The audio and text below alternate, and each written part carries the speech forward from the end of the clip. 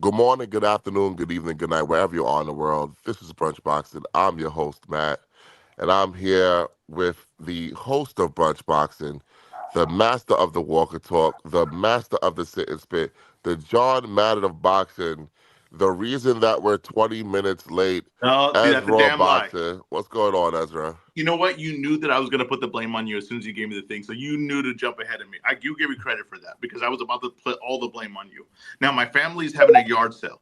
Anyone that's ever had a yard sale, it's not an East Coast thing. People in the East Coast don't know about this. Just like they don't know about fair ones, right? A 1v1, a fair one. But like I said, this is having a yard sale. It's a very hectic thing, but let me tell you, it's a huge success. We got people lining up down the block for it. This is very exciting. Money's being made. This is good stuff. I'm happy for you that your yard sale took precedent. First of all, did you just know today that you were doing a yard sale? We've had it. Well, my wife's had it planned for a week. I Okay, think so why couldn't you get everything you needed to get done? so you Both, cannot put a yard sale sign up until the yard sale is ready. If I put a yard sale sign up and then people come in the front so yard is not what ready, time did your yard sale start? it's supposed to start at 8 o'clock. So I had to get everything ready before then. So your yard sale started at the same time as Brunch Boxing. No, but I'm not. See, that's the thing. I just had to get the pre work done. I'm not there in the yard sale. I'm not the one haggling the deals out right now. So let me ask you a question: Yep, Is your wife able-bodied? she is. So she couldn't put the yard sale sign up herself? See, you don't know anything about yard sales. That's the problem with you. You have no idea what a yard sale takes. You right now. Can you even imagine what a yard sale is? Like, just explain to me what you think a yard sale A is. yard sale is you have a table, or you just put all your shit in your front yard or your garage. I guess that would be a garage sale, and you people come and they buy your shit. It's surprisingly accurate. Surprisingly, pretty damn accurate. I'm not gonna lie, you nailed it. But Ezra, tell him it's all about the placement of the sign. It's a That's how you placement. had to do it. That's what I'm saying. It's the intricacies of it. You know what I mean? and, This and show your doesn't wife just happen. A wasn't yard smart sale enough doesn't to just get happen. that done. What happened? So you're saying that your wife is not smart enough to be able to She put in she place got the it done, but I sign. had to put the signs up so she could take her time and think about where placing everything. Well, a person decides on a yard sale within the first 5 seconds they see it. That's everyone knows that in the yard sale business. All right. Well, I'm curious. What kind of stuff are you guys selling off? I'm Oh curious too. man, let me say top ticket items. You know, we got a lot of baby clothes. We got dressers I don't want anymore. We got a freezer, just a freezer you can put in your garage. Wait. Is this the freezer that fell on your foot? No, that fridge, no, that fridge is not for sale. That fridge Because doesn't need to I gotta go. tell you, that freezer I would buy just because I know it hurt you. It did a lot of damage, but no, that's not the same thing. What else you got? Freezer, dresser, baby We got clothes. dresser, baby clothes, What's the most some women expensive clothes that my item? mom. What's the most expensive item in the yard sale? It has to be the freezer. It has to be the Okay. freezer. That's a top ticket item. And let me tell you something, people are asking about it. It's got a lot How of much? How much are you asking for it? $60. Oh, it should be Not gone bad. already. If it's a It's a good freezer, it steal. should be gone. That is a steal. Let It's me not tell bad. you. Where are It's you going to keep broken. Where are you going to keep your hunting meat at, though? I have two refrigerators right now. Okay. You think Ezra hunts? Well, I I mean, could. he probably has some goat somebody kills from and he puts it, or I'd Yeah. be pig. an excellent Hey, hunter gatherer. as Ezra hunts at the supermarket. Come on, Ezra, you man. don't get your Ezra. Do you get your meat at the carniceria or the supermarket? Garcia, come on. I go give But me but you the don't have a family that they'll kill an animal and then bro. What are you talking about? All my family lives in LA. If we killed an animal, we ran over a dog or a cat on the road. What are you Oh talking my about? goodness, these guys! You're paying full price out here. I told Jesus. you, bro. Ezra is not no fucking hunter. I Wait, could there's have nothing told to you that, hunt for Mike. here. I live in LA. There's Mike, nothing I to could hunt have out told here. you that Ezra wasn't doing no fucking hunting. You can go to Utah to hunt or Oregon. Yeah, I'd have to travel. Come on, man. How would I Imagine even Ezra bring that meat hunting. back?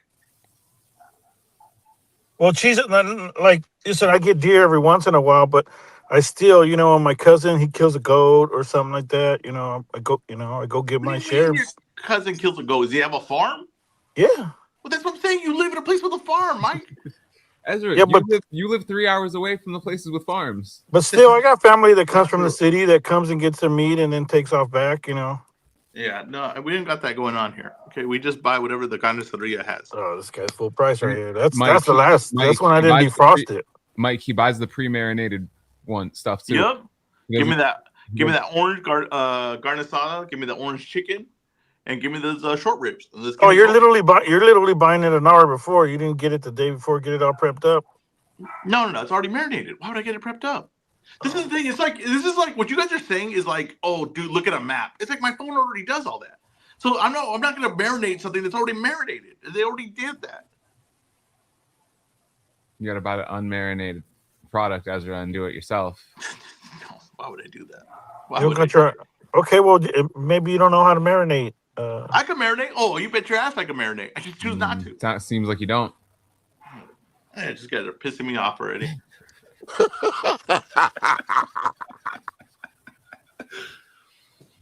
Oh man, do you have any sports memorabilia on sale at this? Nope, because the only sports memorabilia I have is my signed Bernard Hopkins glove. Let me show you. That's the only one I have, and that's not for sale. That's priceless. You don't have your own gloves? I was gonna say, do you have your gloves that you wore? No, I remember I told you this. The event made us. I used the gloves first, and then when I was done, they took the gloves off and gave it to the next guy. I already told you how that went. What about the trunks? You know, people auction off their fight-worn trunks. No, my fight-worn trunks are not auctioned off. They are full of blood. Not my own, by the way. Not my own, by the way. It's not what I hear, but okay. Oh, man. Oh yeah, you've been chatting, huh? You've been chatting? You've been chatting with the enemy? Yeah, I heard you were menstruating that day.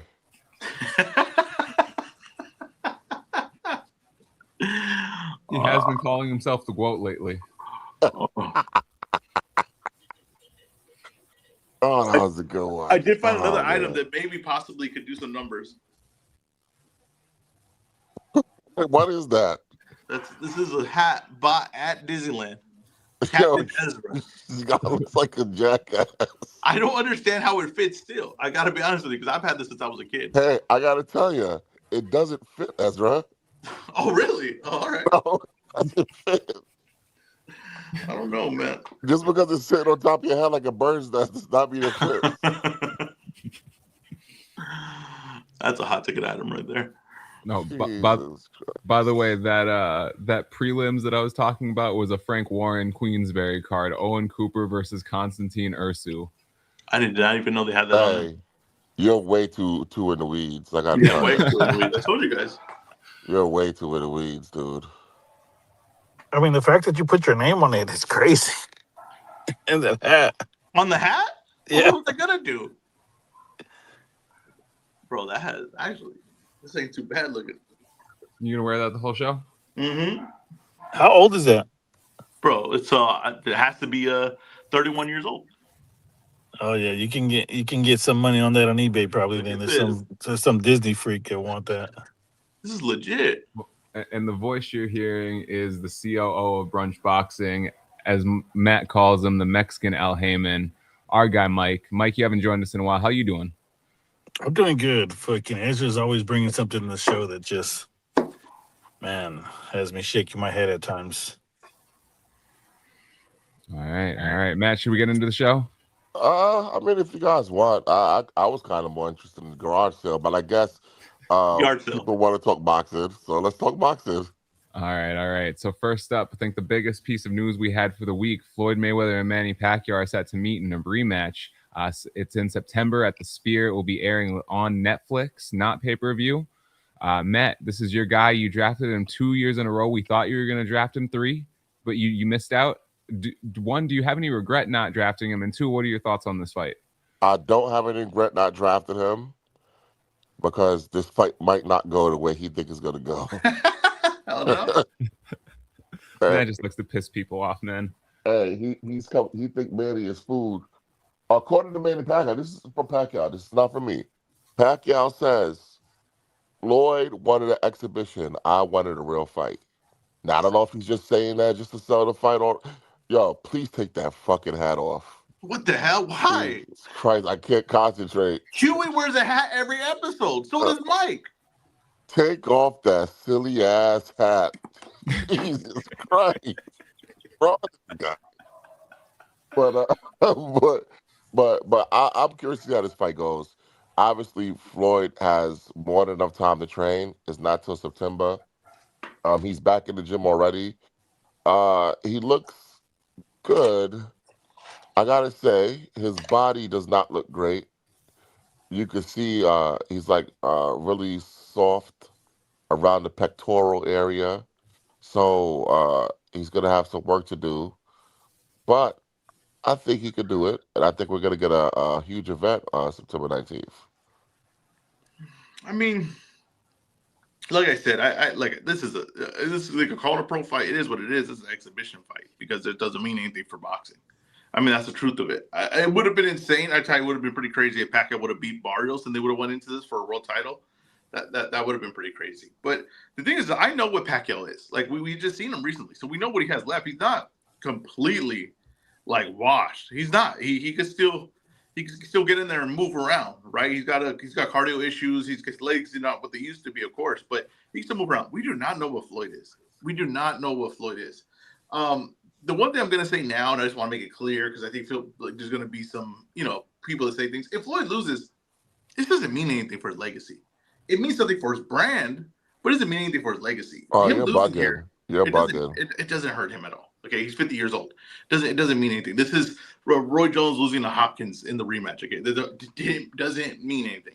But like I said, it's gonna do numbers. People are gonna watch this fight. And if Floyd, like I said, depending on how much money he wants to make here, and if he does beat Pacquiao, there's a lot of money to be made here. Like there are fights that could be made that would just like makes an astronomical amount of money. So it's interesting going forward of that. Like I said, of course we're gonna watch. I'm curious, but I know what Pacquiao has left. I don't know what Floyd has left. Uh, I feel like we know what Floyd has left.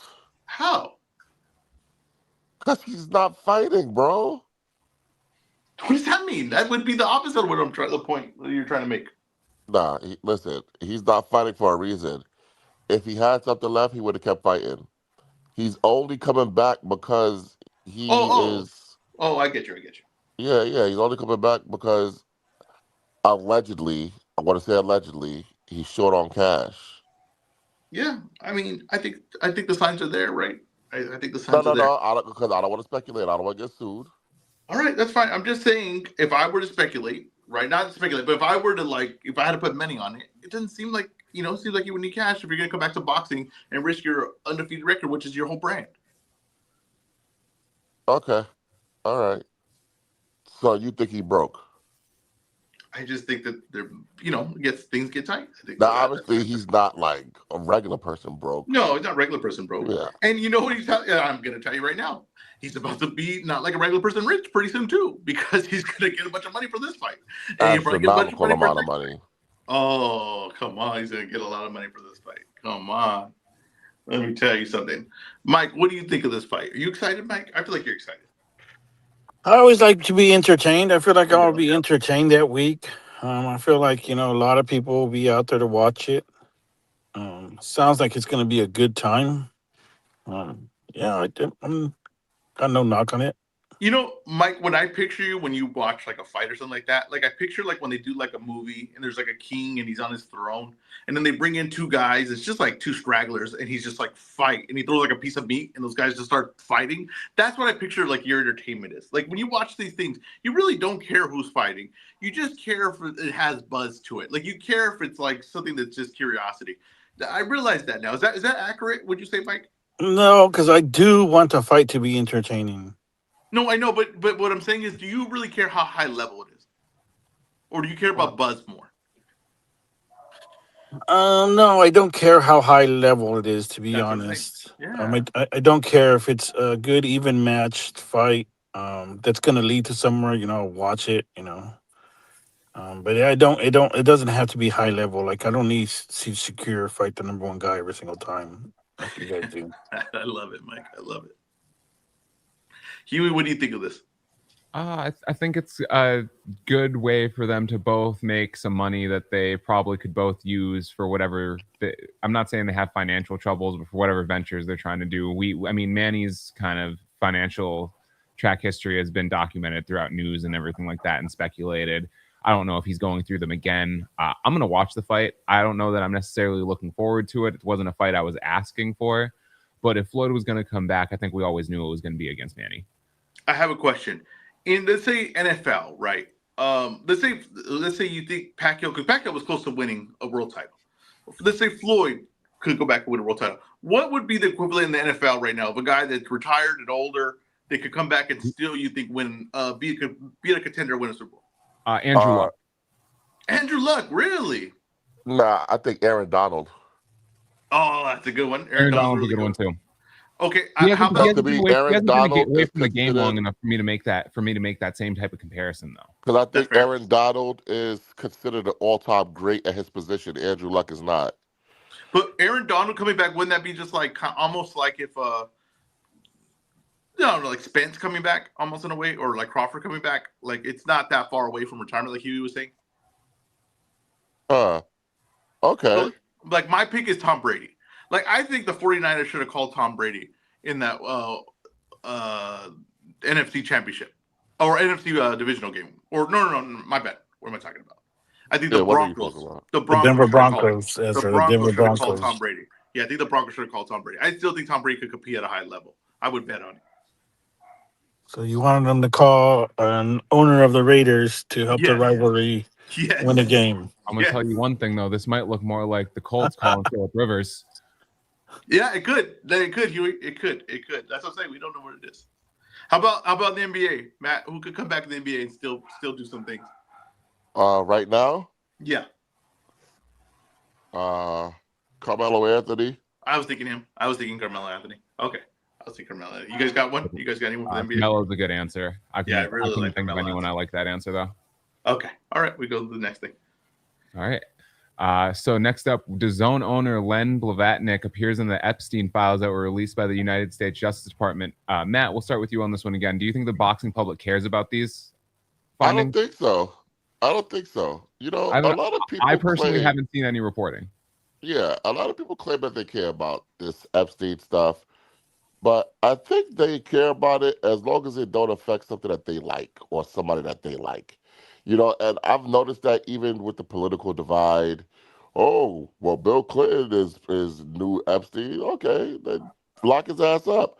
But Mm-hmm. Donald Trump knew Epstein. Hey, hey, hey, don't talk about Donald Trump. Yeah. It's like as long as our guy uh uh isn't like in trouble or we turn a blind eye to it. And I think you're seeing the same with Len Blavatnik because he's putting a lot of money in a lot of people's pockets through the zone. No one's going to talk about it. You think people that work for him is going to talk about it? No. You think reporters that work for the website is going to talk about it? No. You think promoters are going to talk about it? No. Like no one cares about these things when it's their guy. I think there's truth to that. I think there's truth to that. People sway their opinions depending on who it's towards. And you notice that look, in boxing, it's like you can notice that pretty obviously.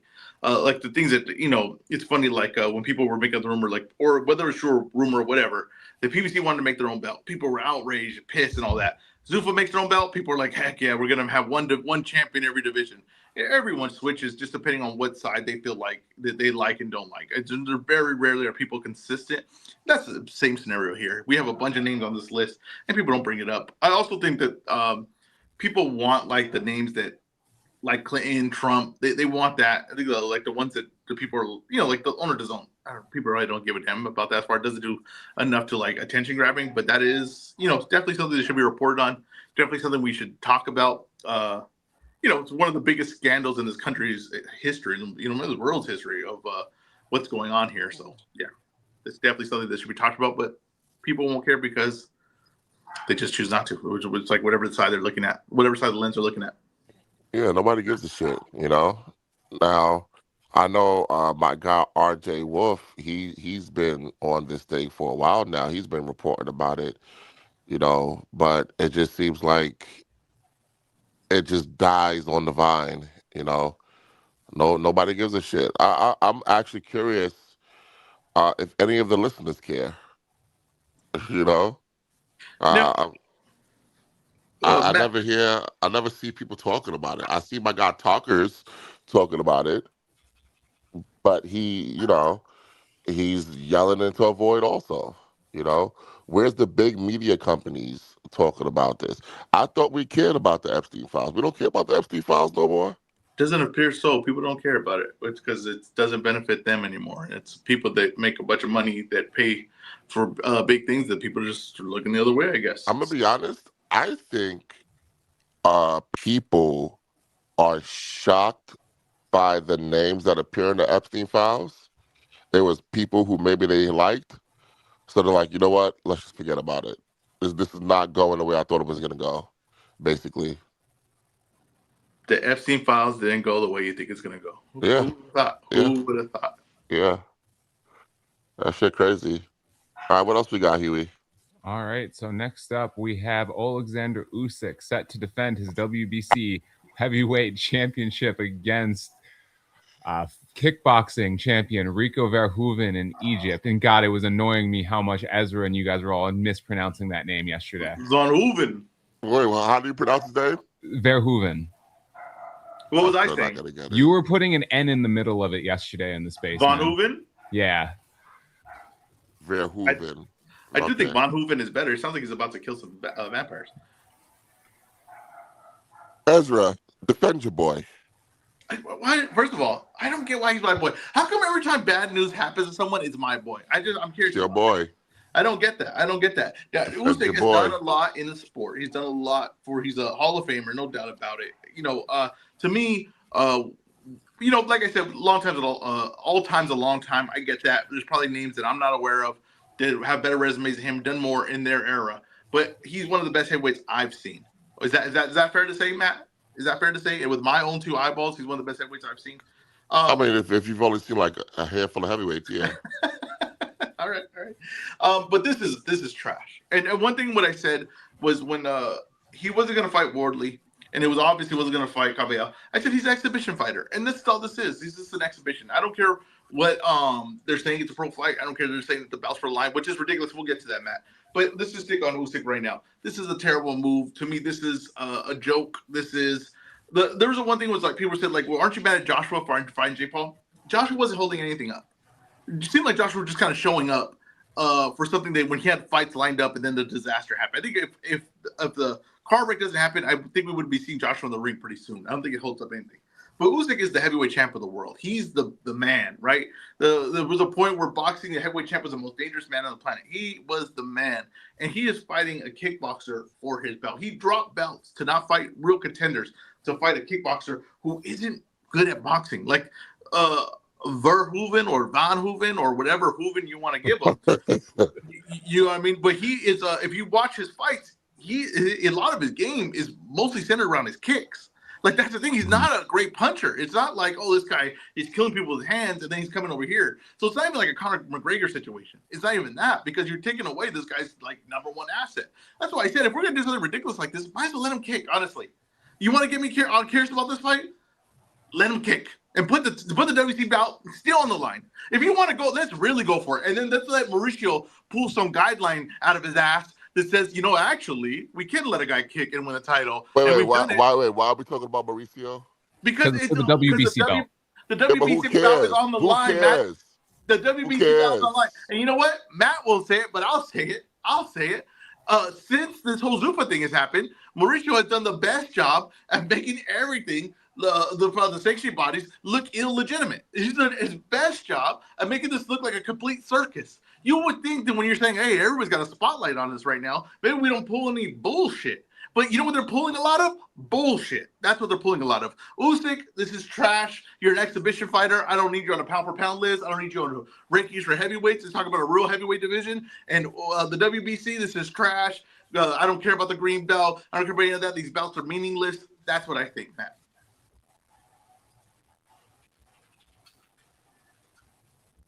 Okay. Listen, Ezra doesn't really understand entertainment and what's going on up there. The Egyptians are going to remember this like they remember the pyramids getting built. Hey, Mike. She say, Ezra. Mike, what the fuck are you talking about, Mike? Let him go. Let him cook, Matt. Ezra. I interrupt Mike. Ezra, did this fight happen no matter what, with or without the WBC? I think so. Okay, then. So why are we even gonna put it on them for Because someone they again? should have had You some already- self-awareness. and respect for themselves to say, I don't want to take part of it. Oh my goodness. Like I say, this event might go up there with the pyramids, Ezra. Why wouldn't you want to be part of something like that? Matt, you agree? It should be laid to rest like the pharaohs in the pyramids. There you go. You agree, Matt? You Hey, if agree? Hey, anything, I heard on Twitter that you're kind of responsible for this. Am I? Yeah, Hold How on, so? Matt. Mike, or as Mike, explain that. How is Ezra Yeah, how am I responsible for this responsible fight? for this? Oh, his oh, dumbass pyramid scheme that oh, he that's had a up in different thing. there. Fucking, and you know, Turkey's looking at Oh, Ezra. You know, Turkey looks at all the guys that don't really know what they're talking about Can I and tell? gets their ideas. Can I tell you something? Go Sometimes ahead. art imitates life. I gotta tell you. And you know what? The pyramid here did have Usyk at the top of it. That is the I can't. You know, there are correlations there. I can't look past that. 100%.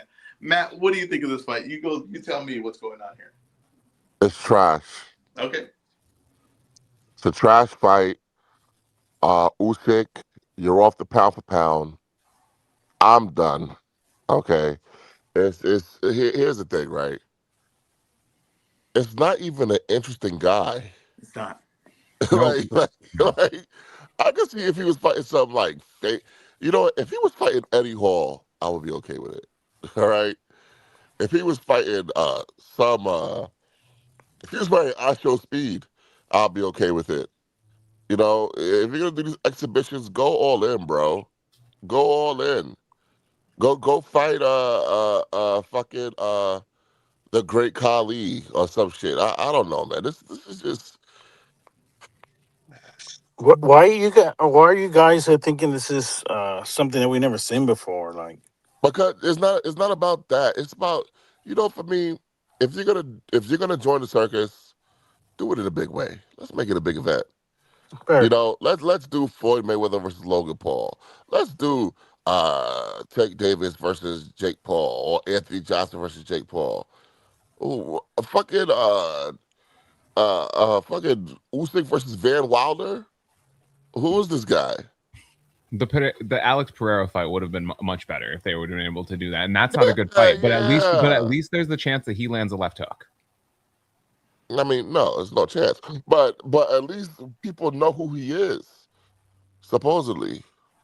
Yeah, this is like I said. There was one thing where the news came out where Conor Ben's co-main event and all this stuff, and I just said like you trying to make sense of what Turkey's doing. It's not going to make any sense. There's no reason to overthink it. None of it makes sense. There's no logic to it.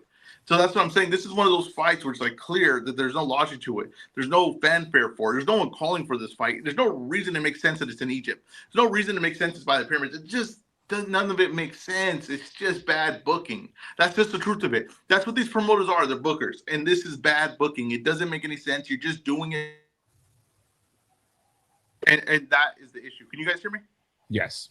Yes. Okay, my bad. I received a call. But yeah, so it's just nonsense. You don't need to make sense of it. There's nothing. It's all garbage. Yeah, and Matt, I agree. I don't think there's a chance. But here's the thing: when people hear, like you said, there's no interest. When people would have heard the name, they could have Googled it. They would have seen highlights that make them interested in what could potentially happen. They would make themselves believe it. The casual fan would. They look up Rico Verhoeven. He has 66 fights and 20 stoppages. No, again, that's stoppages, not knockouts. They have 3 knockdown rules in kickboxing. There's So one. He'll get his ass you're whipped. not you can't people aren't even gonna get excited when they Google the guy. Yeah, the one guy that will be excited for this fight is Joe Rogan. That's the one guy. He's the one guy because he's the one guy that watches kickboxing like that. I He's don't the think one he guy. would be excited. Oh, My carpenter promise. too. Yeah, apparently my carpenter too. Yeah. Oh, my Carpenter. Oh, yeah. Mike Carpenter, man. I couldn't believe it. And you know what? And it was funny because it wasn't even enough. Carpenter wasn't even enough excited about it for Turkey's liking. Turkey had to go and quote tweet and be like, hey, this guy's not even saying what I'm telling him to say correctly. This guy, Carpenter wasn't even excited enough for Turkey's liking. This is nonsense. There was no plan. This dude has 21 knockouts in 76 fights. No, and again, you're being very generous. Yeah, it's not knockouts. Add TKO, safe stoppages because there's a lot of TKOs in there. Now, question though, right? We do have a heavyweight division that I think is pretty healthy. We got a heavyweight division that's pretty good. There needs to be the man in the heavyweight division. Now Usyk's gone. Let's take him out of there. who's in the running to be the man of the heavyweight division right now? Well, I think we can, from a question from the listener, I think we can put this in there as well. So, not who they said, who does Usyk fight after the circus show? And I think this kind of leads into, so this is who we would want him to fight after this, ideally. Yes, but here's the thing, though, and just so people don't keep disappointing themselves, he is never going to fight young heavyweights again. Okay, he's not going to fight the young guns of the division. So I would kind of eliminate him right now until he shows otherwise from being in the talks of like legitimate heavyweight fighting. If you're eliminating the guys like Fabio, Wardley, all that stuff, then I want Wilder to beat Chisora, and let's see that fight. That's fine, right? And like I said, if Wilder beats Chisora, that makes that fight more interesting to me, for sure. I don't like it straight out of it, but if he beats Chisora, then all right, the power's still there. This guy can still do some stuff. He still can place a shot. But let's talk about the heavyweight division, right? You do have Wilder Chisora, okay? And let's say Chisora says he's going to retire after that fight. So let's say Wilder wins, okay? He can stay in the conversation. You got Wardley versus Dubois. Hell of a fight. If whoever wins that puts himself in a good spot. But you got to remember that Dubois only lost to Usyk like in the last 8 fights. You have who am I saying? Torres versus Sanchez. Now Torres taking a step up to fight Sanchez. That's a good fight. That's a really good fight. That would show if Frank Sanchez still has the stuff left to take to be a top thing, or that shows that Torres takes the next leap and enters to like one of the top names in the heavyweight division. You got Atama, and he's fighting Franklin pretty soon. No, we're not jacking Atama. Get the fuck out of here. You're not throwing that in here. He had a chance to fight Frank Sanchez. He didn't want to take on that challenge. He doesn't get to have his name included after Richard Torres. Sorry, boys. Sorry. Ezra, how much does that piss you off when you're? Oh, you have no idea. Oh, you have no idea how much that pisses me off. Oh, that pisses me off. Oh man, because you know what? Be mad at him. Be mad at him. All right, let's just keep going. Let's keep going. I don't want this show to get off the damn rails already. But let's say, who else we got, guys? We're talking any other heavyweights right now. Pacquiao, of course, Pacquiao. Yeah, right? yeah. Pacquiao is probably, to me, right now, the most dangerous heavyweight in boxing right now. I think that there's a chance that he's the best heavyweight in boxing right now. He was in that conversation. I wanted to see him fight Usyk. I wanted to see that proved. So Pacquiao is a hell of a name at heavyweight right now. Wardley and Caballero are the names that are being said in the chat. Are we eliminating Joe Parker, Joe Boxer? He tested positive for something. He needs to fight that first. Okay. Yeah, I still though the heavyweight division is pretty good, and there's young guys coming up. There's still young guys coming up. There's interesting guys like a Coley still in there. Like I love this division. It's a shame that Usyk doesn't want to defend the crown with pride, with honor. It's a shame in that some of these guys, like I said, when they get, it's hard to tell who these guys are until they're in the position of power. You don't know who they are until they're in a position of power. We see who Usyk is now. He revealed himself. Ezra, you can Blunts, you're crazy in the comments. Matt, do you have any other thoughts on this fight before we move on to the next disappointment that we heard this week? Yeah, it stinks. That's my thoughts. It stinks. All right. So moving on from one disappointing announcement to the next, and Ezra alluded to it in his rant there. Conor Benn is going to fight Regis Prograis on the Tyson Fury versus Arslanbek Makhmudov card. Ezra, you made reference of it in your previous comments on the Usyk fight. What are your thoughts on this fight? Everyone for a week was trying to make logic of this Conor Benn move. They were trying to say, "Oh, Zuffa's doing this, some master strategy," and it wasn't. It was just Turkey paying for a guy, overpaying for a guy, trying to get this event to be bigger than it is, but not making the fights people actually want to see, and not spending the money wisely. We talked about what he could have done with $15 million, and I told you, Matt, Benavidez would have made more impact. Now, you had a theory, and I think a lot of people had this theory that it was going to get them some kind of network deal in the UK. Apparently, you're going to get that deal without this Conor Benn fight because he's not even fighting on that. He's not even the debut on that card. Like I said, it's just trying to make sense of things that have no sense, and that's just what it is. That's another one of those moves. Now, there is a curious thing. It's like if it is truly a one-fight deal and he got $15 million, why is Eddie Hearn crying over it? I think there's more implications there than people realize, right? I mean, if you see the lawsuit from Frank Warren, you see De La Hoya on the other side of it, there's implications there, right? That Eddie Hearn is feeling other than just Conor Benn. I think that moves means a lot more. But as far as Conor Benn being something that Zuffa's putting all their money behind, this is not the people that run Zuffa as far as the league. This is not people that run Zuffa as far as that. They're not a part of this. This is just Turkey spending money that's coming out of his pocket, saying, "Hey, I want this guy on this card. That's going to be one of the 4 big events of the Zuffa." You got to pay attention. These 4 big events are not really a part of the thing. They're something separate, and they're just something that they had to agree to. And then why wouldn't they? They're getting paid a management fee for it. It doesn't make no sense not to. But it's not really a part of the whole structure of the Zuffa. Okay. First of all, it sucks. Yep. What are your Yeah. thoughts on how the card is shaping up? We know you think the fight's terrible. It sucks. This is a 1-fight card for me. I don't know what to tell you. Is it even a 1-fight card for you? Oh, come on, listen. When you got the meat. Yeah, there's a lot of meat on it. Yeah. Come on now.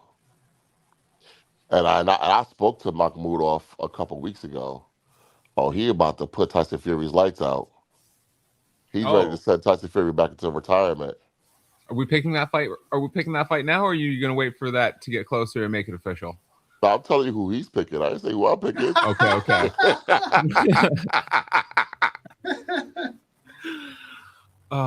What he said. I didn't say what I'm saying.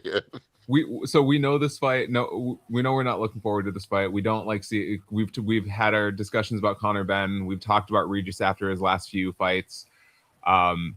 I haven't seen this. What weight is this fight going to be at? And do we not know that? 150 pounds. Okay. Will Ben make 150 pounds? It's going to take a lot.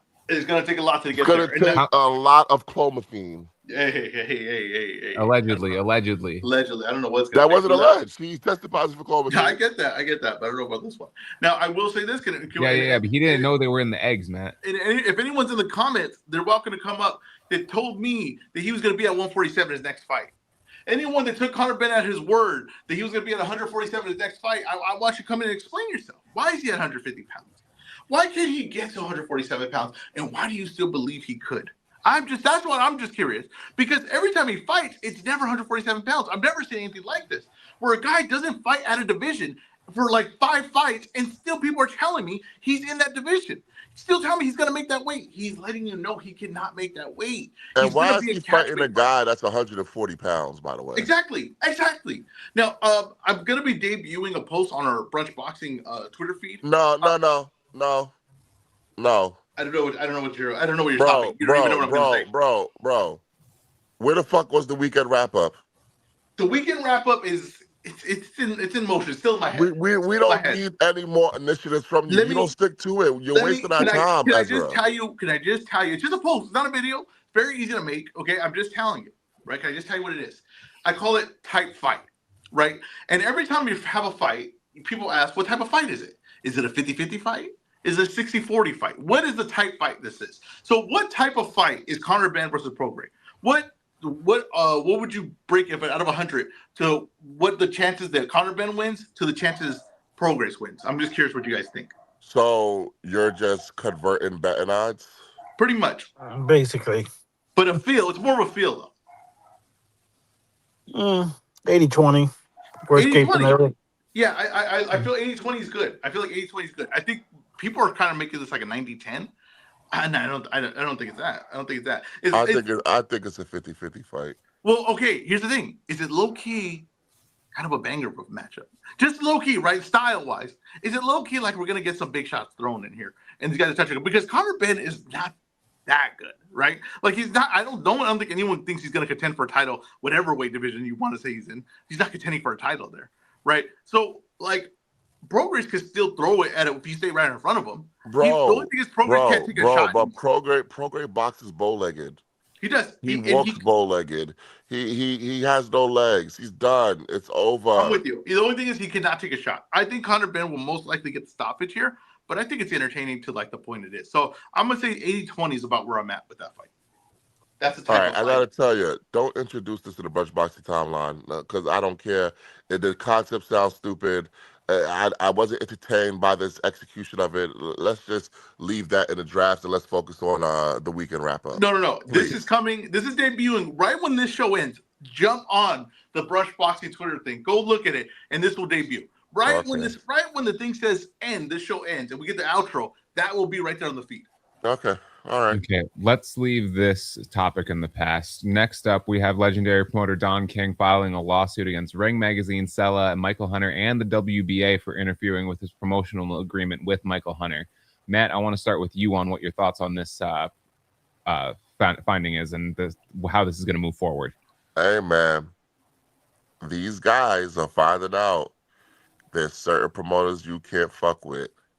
They found out with Frank Warren, and now they're finding out with the legendary Don King. And over Michael Hunter is the crazy part. Did you really need to try to make Jarrell Miller versus Michael Hunter that badly? Did you really need to do that? That you wanted to interfere with his deal when Michael Hunter was supposed to fight Kubrat Pulev for the WBA belt? Like, what are we doing here? Like, hey, I hope Don King wins. I hope he sues everybody and wins. Because they did interfere with his contract. Because Michael Hunter, according to Don King, is still under contract with them. And we saw that Michael Hunter did not go through with the fight. So maybe he understands he's still under contract with Don King. So I don't get what he was thinking. What they should have did was hit Don King off with a bunch of money, loop him in. Hey, listen, we want to use your fighter for this. We'll pay you X amount of dollars for this fight. And I'm sure he would have been glad to take that money. But they think just because he's an old man that he's feeble and he can't do anything and he's just going to roll over. That's still Don King, motherfuckers. And they're about to find out. I'm not sure what Don King gets out of still promoting. Like, there's not going to ever be a Don King card anymore where I'm like, oh, I need to see that. There's not even a lot of Don King cards happening, right? Is there Don King cards happening that I don't know about? Maybe, Matt, you know what? Let me say that. Matt, is there Don King cards I don't know that are happening? Well, we did watch Adrian Broner versus Blair Cobbs, right? What year ago? Was that last year or was that the year before? 24? That was Don King. No, but was that 20? I think that was 24. 24, right? Okay, that's what I felt like. Yeah, I don't. It has nothing to do with this whole thing. I just don't know what Don King is still doing in the industry. I don't know what it is. I don't know what the end game is here. It just seems like something happens once in a while, type of thing. I don't know. Maybe at 94 years old, he's only doing one card a year. But here's the thing, though, right? Just because you don't understand what he's still doing, promoter or being in the boxing business, does that mean that anyone under contract with him is just free game? Because fuck Don King? No. That's why I say it wasn't connected to that at all. No, like I said, if these guys are going to try to pull stuff like this, I think that they're going to run into way more pushback than I think they get on than the UFC would get in the MMA side. I think they're getting way more pushback here, and I think this is going to be interesting on how these lawsuits play out. These are going to be something that we have to watch because this is, to me, going to determine a lot of things going forward. Hey, let me tell you something. You fuck around with Don King, you're going to get more pushback than a sheep on the end of a cliff. All right? Wait a minute. Where's that expression from? What part of region is that from? Where did you hear that? That's from down south. Those guys who be fucking their sheep. Matt, okay, never mind. Okay. Let me explain it. I get it. You've explained enough. We get it. Do you?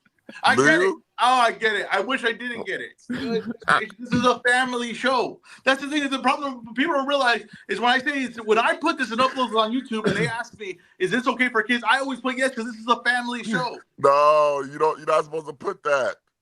I don't put yes or no. I just ignore that question. This is a family show. All right, let me explain it. So I don't need to explain. It's Ezra, over. does your family still watch the show? Yes.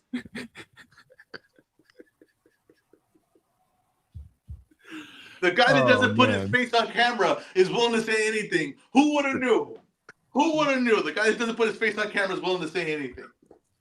He does have his face on Twitter, though. Anyway, TKO Zuffa Boxing, as Ezra alleged earlier, again, is on the verge of a multi-year media rights deal with Sky Sports in the UK market. Matt, as someone who is very familiar with the UK boxing scene, what are your thoughts on this deal and how it impacts the future of the sport? And just Zuffa Boxing in general? As someone who has managed a British boxing group with over 200,000 members. Shut the hell up about that group. Shut the hell up about that. I set you up, Matt. I set you up. I gotta say, uh, here's the thing. I don't really care about this. Let me tell you why. Okay. This is kind of showing me that this Zuffa takeover ain't happening in the U.S. Really? Oh yeah, oh yeah. I think they're finding it easier to make real headway in the UK market than the US because maybe they recognize what most people recognize. As long as you have like a name in the UK, you could put on anything, and then they'll watch it or they'll pay for it. So I think what they're gonna try to do is become more of a Eurocentric kind of company. And if you think of everything Turkey Al Sheikh has done since his foray into boxing, most of it has been Eurocentric. Mostly everything, like from the fights that he puts on, the fighters that he wanna promote, uh, everything is Eurocentric, and I think this is just par for the course when it comes to everything Turkey Al Sheikh touches. Yeah, I think there's some sense to that, right? A lot of the MMA, a lot of UFC's, kind of Eurocentric. I think there's sense to that because also a lot of those guys are not going to get a lot of like a lot of the fighters, certain countries are not going to get a lot of airtime, so they're not good. A lot of promoters are going to put money behind them, but in their format, it kind of makes sense to sign them. I see that. Here's the thing: I think the UK deal is it's good news for their business for sure. It says something. I mean, shoot, these guys are all pretty much the other two major ones, and then Boxer. What's Boxer on? BBC. Okay, and then the other two are on the Zone, right? Yeah, I think it's kind of I think it's kind of big news for them as far as that market that they did that. Now, the one thing about what they're doing in the U.S. market, it's a long term play. That's the thing is like about them is they're not trying to be um, these massive splashes. Like I said, with like the Conor Ben thing, is like that's more Turkey as far as like these big events. That's more Turkey as far as like their structure. It's a long term play. It's a long term play, and it's gonna see if they can outlast these other promotions. That's basically what it is. We'll see with that. Like I said, I don't know if that's like, oh, well, they're admitting that their strategy wasn't gonna work and they're gonna go this way. No, I it's don't not see it like about that. admitting anything. It's about what they were planning on doing the whole time. If Yeah, you I don't. look at if you look at the promoters that they lifted fighters from, if you look at the promoters that they weakened, they didn't weaken PBC, Yeah, which is the big promoter in the US. They weakened the British guys. yeah, but the reason why they didn't weekend PBC or even Top Rank or even like let's say Matchroom's US guys or whatever is because those guys get paid a lot of money. So that wasn't gonna happen right away. You They did got try to still. sign Bam. Yeah, that's what I'm saying. They're trying to sign Bam, but those guys get paid a good amount of money. They're not gonna. That's not gonna happen right away, So right? they couldn't pay $15 million for a PBC They guy. they didn't pay that. That was an additional on top of the thing. I'm telling you, that wasn't their thing. That was Turkey. That's And, what I'm but telling that's what that. I'm saying. They That couldn't go to Turkey and pay $15 million for a PBC guy. no, because the Turkey's paying for his one-off big event that he's a part of. But they're doing their single events. I'm sure they have a set line of budget or whatever they're trying to prove that it's a successful business model. All I'm saying is that it's a long-term play in the U.S. It's not short-term. That's why people laughing like, oh, it's in their garage, in their basement, and all that. I mean, I'll be honest with you. So many of these promotions, like Triller, like a lot of these promotions, come in and they try to do these massive events, massacres where they don't know anything about. They don't have a market that makes sense. They don't have the fighters in place that make sense, and they just burn cash. The smartest way to be do it was the small venues, just like how we said with how Jake Paul started, right? Like just like small venues, build up a roster, get used to the business. That's strategy. It's a long term play. That's what I'm Yeah, saying. but at least first of all, we're not supposed to be mentioning that guy I on know, this I show. know, I know, I know, I know. But do you think UFC? Well, Zuffa, I gotta stop calling him UFC. Do you think Zuffa could at least do a better job of promoting their cards? Yes, they could. Yes, they could. Yeah, Definitely. because I think they've been doing a piss poor job of promoting the cards. I do You agree. got one of our listeners, Anthony B Wise. He thinks that Ja Opataya is fighting tomorrow. March 8th, right? Yes. Yeah, Yeah. Next week. so he's gonna tune in tomorrow to see Ja Opataya, and he's gonna be watching Landman. Oh man. But I don't think they care about promoting their cards. I think that they have their TV deal and they realize that they're going to make money off that TV deal for as long as it's signed. So one thing that came out of the Frank Warren lawsuit, well, the proposed lawsuit, allegedly Zuffa Boxing is getting 500 million from Paramount. Yeah, 100 million a year. Mm-hmm. Man, they got one of the biggest boxing budgets, and they're going to try to build. And they put it on that shit. And they're going to try to build something that's profitable to them. That's the key, right? That's the key. It's a long-term play. Like I said, it's not going to be this isn't going to be determined this year. It's going to be determined over the next 5. You can say long-term play. Yeah, bro. Their goal is to be profitable. They're going to be profitable off the TV deal. Yeah, they're going to be profitable. Yeah, but that's their goal. Their goal is not to be good. Not to put a good product. No, but what their goal is to be profitable. You're right about that. But their goal is to grow the business as well, so to generate value. No, to grow their business, meaning their profits. Not. Oh, hey, look, we have Shakur Stevenson versus Gervonta Davis. Not we have these huge events. No, they are looking at the bottom line. They are gonna do with what they did with WWE, which has made WWE an unwatchable product. Yeah, they're going to be cutting corners. They're going to be trimming the fat wherever that they can. WWE is an established brand, though, Matt. It's an established brand. This is an established brand. Now, you got a 5-year deal, right? There's the way looking at it, it should be a different political landscape at that time. We'll see what it is, but it might be a different political landscape at that time. If they don't have a good product, if they don't have something that people tune into, they don't have something that people are interested in, then they're not going to be able to go and get another deal, or they're not going to be able to go and get a bigger deal. They're not going to be able to go to grow the thing. So they has to grow. The product has to get better. The product has to get established. This isn't going to work. Okay, I'm profitable for the next 5 years. We know they are, for sure. They have a 5-year deal. But after that, where does the business go from there? You sure we can't just loop it in with the UFC TV deal? No, but what I'm saying is, well, the UFC TV deal was 7 years, so that there's a 2-year gap there. They wouldn't have to. And look, my guy Cody Kid, shout out to Cody Kid, one of my favorite listeners. He says he didn't even know that it was Elimination Chamber today. I'm telling you, TKO, they suck at promoting things, bro. I didn't know it was the Elimination Chamber until last night. That's fair. Like I don't understand what we're defending. They suck. I'm not defending anything. I said they're stuck at promoting their stuff. I said that. I'm just saying we can't determine what this is going to be. It's going to be a long-term play. That's all I'm telling you. Next 5 years, we're going to see where we're at. I guess. What's next? Next up, we have Ezra's guy, Janibek Alimkhanulia, reportedly suffered a mini stroke in May. Ezra, what are your thoughts on Janibek's health situation? I mean, that's pretty crazy, right? Like, because he was going to fight pretty soon after that. So, to me, I don't know how. Are you calling porkies? I don't know what that means. I'm afraid to ask you what it means, but I don't know what that means. Is he lying? It seems like kind of suspect, right? I mean, would they allow him to fight off of that? And the thing is, like, what did the stroke do to his body and stuff like that? It's not like a thing you recover right away from. It does take a lot of time. And what caused it? Yeah, so it's really close to the fight that he was supposed to have. Okay, it was really close to the fight that he was supposed to have. And if you remember the fight that he had, there was talks of fights way before that date, between that May date, right? So that's what I'm saying. Like, it wasn't ever a point where he wasn't negotiating a fight or we were determined to get him in the ring. So it's just, I don't know. Timeline just kind of seems a little suspect to me. Yeah, I listen. I think he's full of shit. Whatever. Listen, he got the sympathy. Everyone's sad for Janibek. It's fine. He's a cheating piece of shit, in my opinion, and I'm just gonna leave it at that.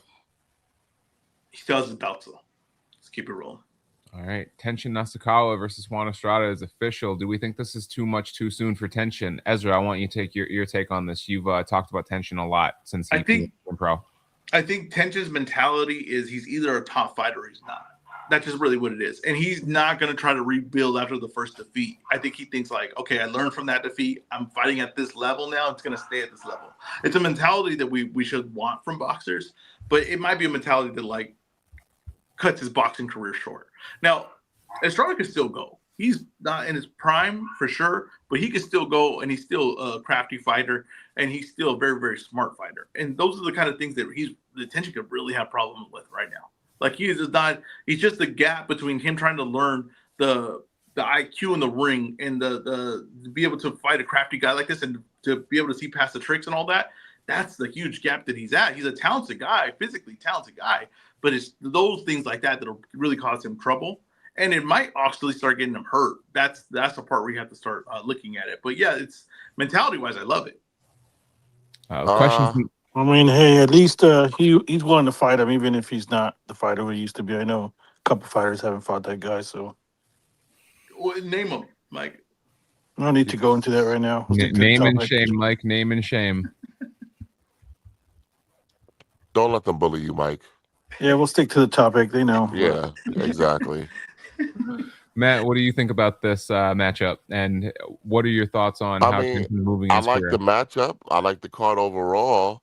I think it's a great card, but I could really see where Tension gets his ass kicked again. So it's like he's not here for a long time. I'll say that he's here for a good time. So it is what it is, man. I'll enjoy it. Shout out to Tension.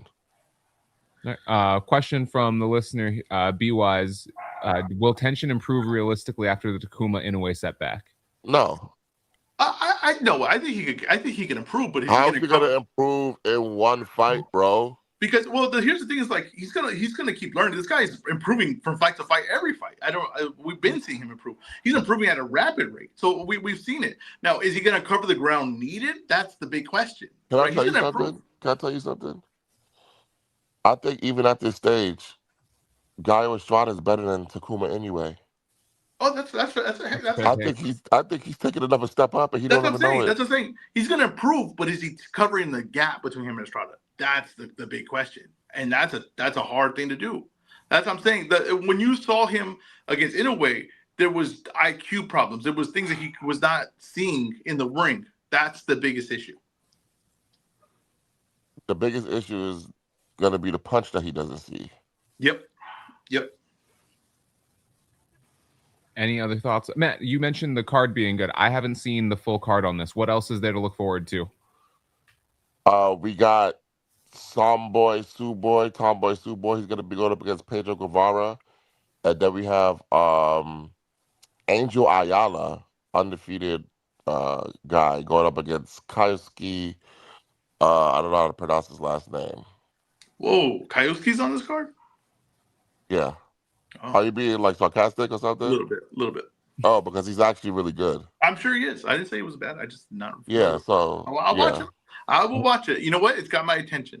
I think Martin's calling a shot in the comments here for both Rico and Tension, saying it's the year of the kickboxer. I don't know if he's being sarcastic or serious. Knowing Martin's, it's sarcasm, but No, maybe he just meant it's the year the kickboxer gets a big fight.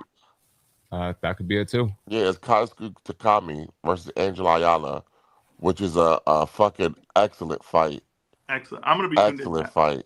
I'm watching. You don't call me that night. I'll be busy watching that fight. All right. If you don't have a yard sale. Before we get into today's festivities, we had the Fundora Thurman virtual press conference. Matt, what are your takeaways from that? I gotta say, I was very impressed with Ricardo Torres. Oh, wow. Okay. Didn't expect that. Ricardo Torres, he's ready for the next level. At least he thinks he is. And he says that he's willing to fight anybody, anytime, any place. He's not here to be one of these fighters that's looking to take a soft touch. Whoever wants it, they can get it. And that's why he took the Frank Martin fight. I love it. Moses Tatama could really learn from him. Frank Sanchez. Just quick correction. Oh, I said Frank Martin? Yeah. Hey, you know what's funny? You know why I said Frank Martin? And I hate to do this. When PBC posted about the fight, they called Frank Sanchez Frank Martin. Really? They did. I saw that. Yeah, Uh, yeah, yeah, yeah. how much of a ceiling, star quality wise, does Torres have? Well, I'll say this. He kind of messing up his ceiling because he got rid of the porn stash and he has a full beard now. Okay, all right, I'm all not right. feeling that. He's trying to be like me. Yeah, I'm not feeling that at all because I Whoa. think the mustache was kind of his thing. I, I, But I I'm kind of surprised that his star hasn't taken off more than it has now. But maybe he just needs the right opponent, and maybe he just needs to be on the right event. But I always thought that his star ceiling was really really high, right? Because he's a Mexican heavyweight. First of all, he doesn't look like out of shape like Andy Ruiz. Like he's like literally legitimate looks like an in shape heavyweight. He's got an entertaining style. I think that I would think that he's an Olympian. I think it was Star Quality thing, but it hasn't taken off to where I thought it was. Hasn't had the attention that I thought it was, but I still think it's there. And this is a good well, fight. to what do you attribute that? I don't know. I don't know. I can't explain it. I can't explain it because I thought that people would be want to interview him, put him on a lot of the media things. I would think that, but maybe I don't know why. I feel like Top Rank hasn't put him out there like that. I don't feel like that. I don't know, but maybe they're saying it's not catching on like they thought it would either. Who knows? Who knows? But I think that he's the kind of guy that if he gets a win like this, I think it could kind of start snowballing for him into superstardom. The one thing about the Fedor Thurman thing, and I thought that was a mistake, was releasing Thurman's working out. I think that was not. Someone had to go and take a look at that and be like, you know what? Let's just leave a little bit to the mystery. You know what I mean? He Sometimes you looked got a to leave a little little bit slow, something. right? He looked a little slow. He looked a little stiff. The problem with Lalo, and I feel this now when I try to hit pads, you start feeling very stiff. Like your back feels like it can't move. And that's when fighters are getting older, you start seeing them stiff. And it's a lot, you see it in their back. They can't move. They're punching a lot of shoulder motion. They can't really move to rotate with the punch. And that's what he looked like. He looked very, very stiff, in my opinion. I did not think it was a good idea to release his training footage. Sometimes leave a little bit to the mystery, leave a little bit to the imagination. Okay. Well, we'll see. All right. Any other notes from the press conference before we move on? Um, Yoeli Hernandez claims that he will fight any of the champions, including Lara, which is a departure from what he was saying before. Also, Elijah Garcia dumped Bob Santos and went back to his father because he felt like the marriage wasn't working well with him and Bob Santos, which I agree. Um, I'm wondering what Taraga Shea is going to have for Yoeli Hernandez. You know, Taraga Shea gave Elijah Garcia everything he wanted and more. Yoeli Hernandez, people think is a killer. I think we're going to find out a lot about him in this matchup.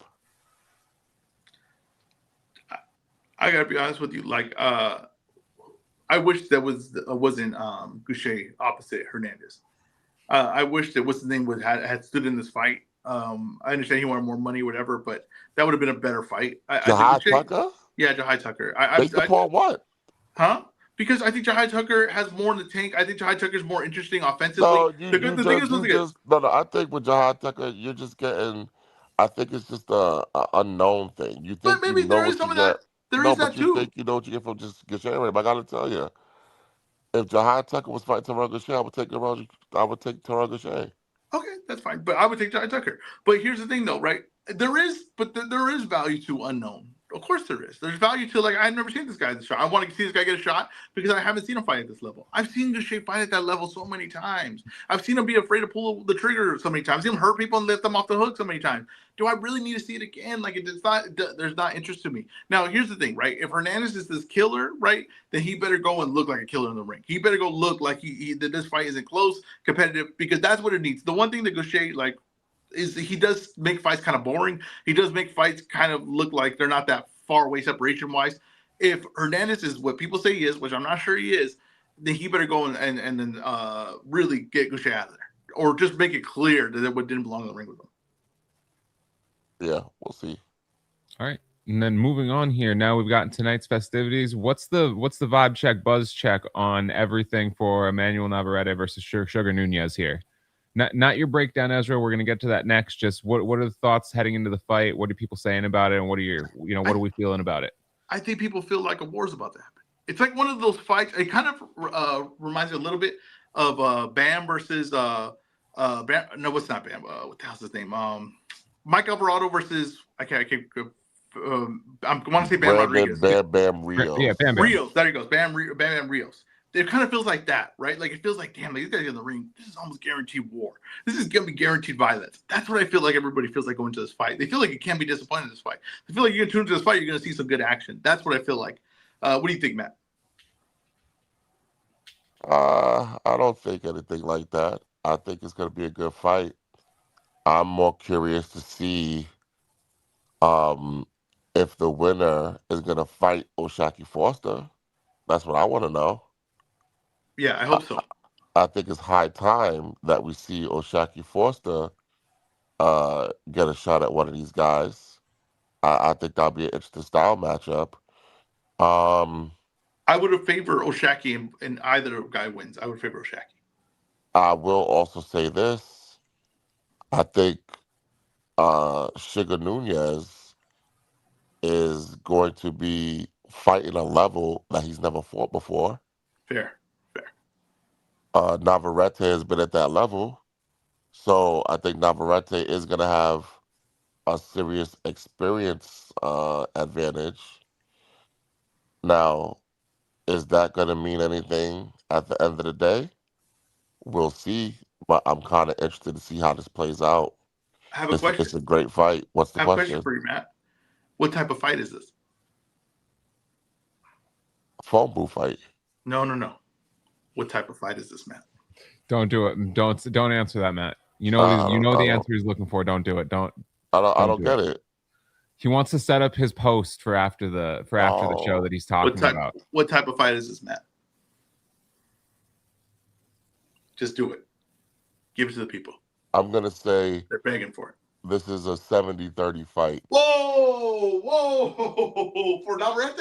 Yes. Wow, that is. So, interestingly enough, Navarrete is the underdog, the betting underdog in this fight.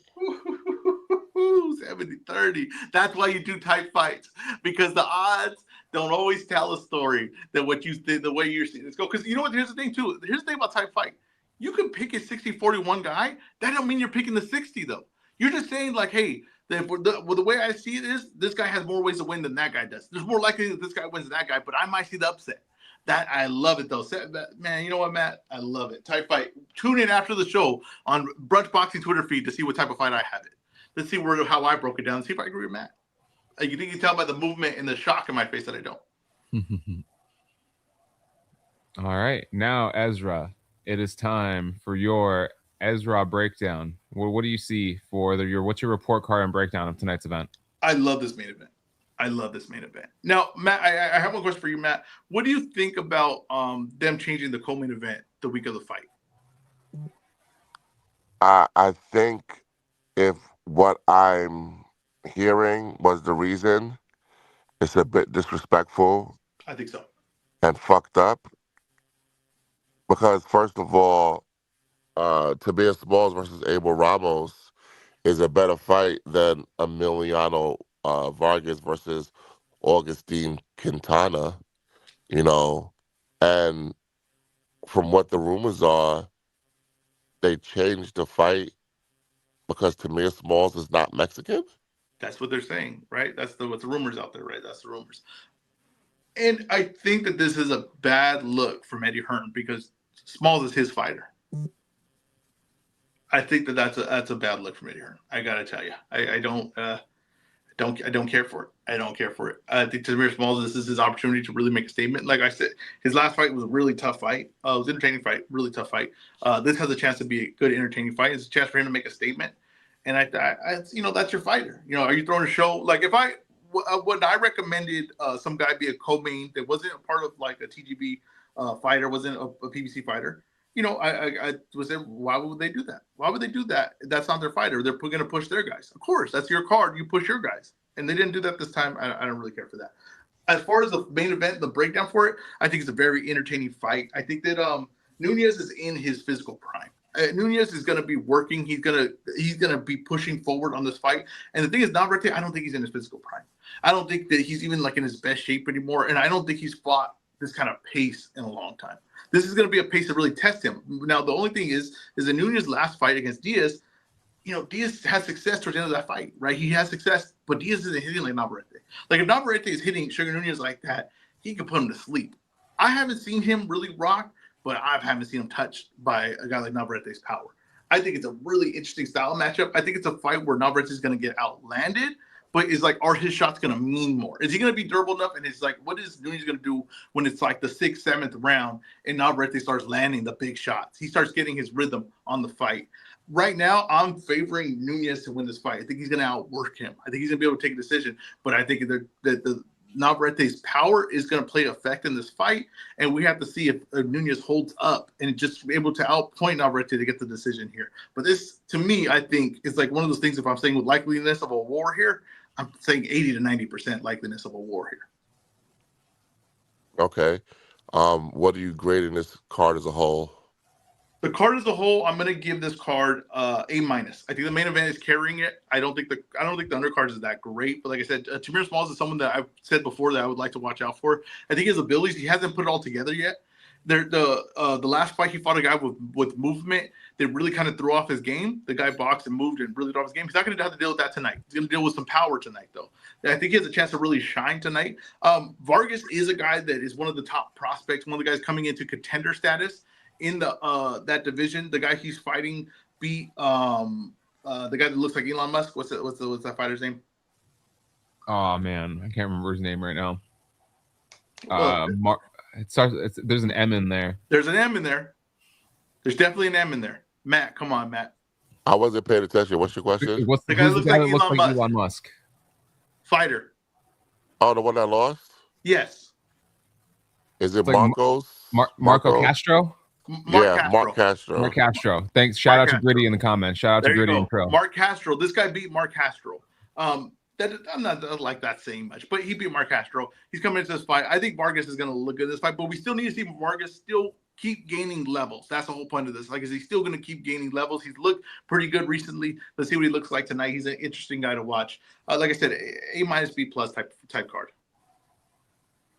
Okay, I agree. It's a good card. I really want to see this Tamir Smalls Abel Ramos fight because I'm surprised that they're trying to have Tamir Smalls take this huge step up already. Like, Abel Ramos was literally like a round away from being the welterweight champion of the world, and now he's fighting a prospect who's never fought anyone before. Yeah, that's true. This is true. Like I said, there's things that Tamir Smalls is going to be able to take advantage of because Abel Ramos was, you're right, a decision away from being a champion. Probably should have never been in that position, but it doesn't matter. But he almost won. I get you. No, I get you. All I'm saying is, who cares if you thought he shouldn't have had the fight? No. He literally almost won the championship. What I'm saying is that and people argue that he won. No, what I'm arguing is that's more on how the level of the champion at that time, right? That's what I'm telling you. Yeah, but would we have taken Tamir Smalls to beat fucking Mario Barrios right away? No. I think it's an interesting fight. So that's what I'm saying. But let's see. I like it's the fight now, but at the time we wouldn't have taken him to beat him. This is a huge step up for him. I got you. It's a good. I want to see it. It's a very, very. So I don't understand why you're trying to like poo. Well, it's not whatever, man. All right, let's move on. I understand. Are we having a discussion here? Are we having a debate here? No, I don't feel like being aggravated. I really don't. Goodness gracious. The thing is that I showed up late, right? He complains. But I come in with high energy. That's the thing is me. You don't need to worry about my energy. This guy sounds like he's half asleep. I got to tell you. This guy sounds like he's half asleep. I don't get it. Hasn't had a brunch yet. Hold on. It's not my fault that I have a deep baritone voice and you sound all high pitched. That doesn't mean that you're more energetic or exciting. It doesn't mean that. Hey. Just because you sound frenetic doesn't mean that you're more energetic. Oh, you got the baritone. I got the high pitch. It sounds like we could start a music group. Honestly, we're a few voices away from having a full ensemble here. Yeah, the sheep herders. Jesus, good callback though. Not even mad at that. Matt, who are you picking tonight? Eduardo Nunez, Sugar Nunez, or Emmanuel Navarrete? I think you gave your pick earlier, but I need the method. I'm going with Navarrete. I'm gonna go with Navarrete by decision. All right, EzRaw. I'll go with Nunez by decision. Let's go. Opposite. Are we picking any of the other fights on this card before we move on to the other fights for today? We should. Let's pick Tamir Smalls versus Abel All right, Ramos. Ezra, you go first. I'll take Tamir Smalls by decision. Matt. I'm going to take Tamir Smalls by stoppage. And do we want to pick the Emiliano Vargas fight? No. Okay. No question. I know we probably went over the rules before. If say Nunez wins, say he wins by stoppage, do I get any points for that? What? You get 1 point. Yeah, you get 1 point for the Nunez, and then you get. So we're tracking them separately. They're each different. So you can get 2 points for every fight you pick. Perfect. And that's why it's important to do that, because if you guys both pick the same person but you have a different method, then that's going to be the separator. Perfect. All right. Do we have a score? Do people keep asking me to have a score?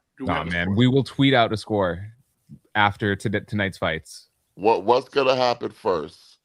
Huey actually doing the scores or Ezra doing the weekend wrap up? I will tweet out the scores before Ezra's weekend wrap up, just because. Hold on. I'm not throwing any shade at Ezra. It's just simply because the timing of that happens first. Exactly. That's true, though. That's true. All right. Also today we got Elijah Pierce versus Lorenzo Parra. Matt, I'm going to start with you. Or actually, you know what? This is Ezra. Sorry. My bad. Ezra, what's your report card score and grade for this fight, and then the breakdown of the card? I don't have any of those things for this card. Elijah Pierce is a good fighter, but I'm not familiar with his opponent, so I have nothing for this card. You don't know Lorenzo Parra? I don't think I do. Well, this is a rematch of their last fight. First of all, Who won the first one? The first one, fucking Parra won. Oh, okay. Well, who you got tonight, Matt? No. Parra is the guy who beat you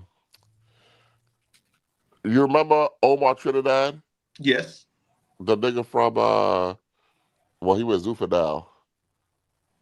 Yeah, I know what you're talking about. Yeah, because I'm bugging. He didn't fight Elijah Pierce. But this card, we really need to be worried about Kerbel Moulton. Yeah, Moulton's on the guard. That's right. This is the Pacquiao card, right? Yes. Pacquiao Promotions. Okay, gotcha. And Pacquiao's son's on this card as well, right? No, he got pulled from the card. They didn't say why. Interesting. He got pulled from the card. They didn't say why. I wonder why that is. All right. Tony Yoka versus Lawrence Okoli. Ezra, what's your report card for this? Oh, I like that. I like that fight. Okoli's gonna win that fight. So Okoli's gonna win that fight. But that's like heavyweight. Just because it's heavyweight, I guess maybe it's interesting. Do I like that fight that much? I don't know. Maybe I jumped the gun on that. I give that like a. I give that like a C, honestly. I don't know why I jumped so excited. I don't know why I jumped so much excitement. I give this fight an A. Ezra, what kind of fight is that? You said you think it's gonna be you. Matt reacted surprisingly to your response of who you thought was gonna win. So yeah, that's like that's an 80-20 for Okoli. The Yoka is not been proven a good pro fighter. He almost fights like he's a kickboxer. I feel like he probably chose the wrong sport. I think Okoli. I think people are kind of sleeping as Okoli as a heavyweight, and I think that he's actually, he's kind of got like this Alistair Overeem vibe to him, where like he was light heavy, he was like a cruiserweight, and then suddenly he's like the biggest man in heavyweight. It just makes no sense. But I think he's actually an all right heavyweight. And I think that he's gonna beat Tony Yoka. I didn't know where you were going with that, but that was actually a good comparison. Appreciate it. Grade for Tenshin and Estrada? Oh, that's A+. Adames versus Ammo Williams? That's a B. Matt, you have anything to add on any of those three cards? Nope. All right. Ezra, we heard the midweek show. You bailed during this. I don't know what happened. I did not bail. Actually, you know what? No, hold on. I almost skipped the most important part of the show. Matt, make the people some money before Ezra loses them some. I hit last week. If you guys want to make some money today, let's stay away from boxing, first of all. We'll stay away from boxing. All right, let's go to the NBA today because we have some interesting games today. One starting at 1 p.m. The Charlotte Hornets minus 290 against the Portland Blazers. The Houston Rockets minus 136 against the Miami Heat. The Toronto Raptors minus 820 against the Washington Wizards. Okay. Three-leg parlay plus 161. Okay, I'm gonna. I don't have the odds in front of me, but I'm gonna go boxing. You guys are here for boxing. You guys want to hear boxing bets? I'm gonna take Nunez money line. I'm gonna take Vargas by stoppage, and I'm gonna take Tamir money line. I don't know what that adds up to, but that's The Tamir Nunez. fight is not on FanDuel anymore. Interesting. Then scrap that. Just take Vargas stoppage and Nunez money line. All right. Vargas by stoppage and Nunez money line is plus 140. Love it. It's not bad. Let's take it. It's not bad. All right. Now, from the midweek show, we had Matt and our friend Boxer at Gray go over the Zuffa boxing roster announcement. Ezra, what are your thoughts on the roster breakdown that occurred during the midweek show? Did you hear the full roster breakdown? I went back and listened to it the thing because I wanted to. I was like, wait, what happened? I woke up. I was like, I was doing a show and then I woke up. That's what happened. I was doing a show. Someone said Kane Sandoval and I went straight to sleep and I woke up later that day. But here's the thing. I went back and listened to it. It was actually great stuff. It was great content. It was I don't know if everyone stood to listen to it, but it was good stuff. They were going through every guy. You know what?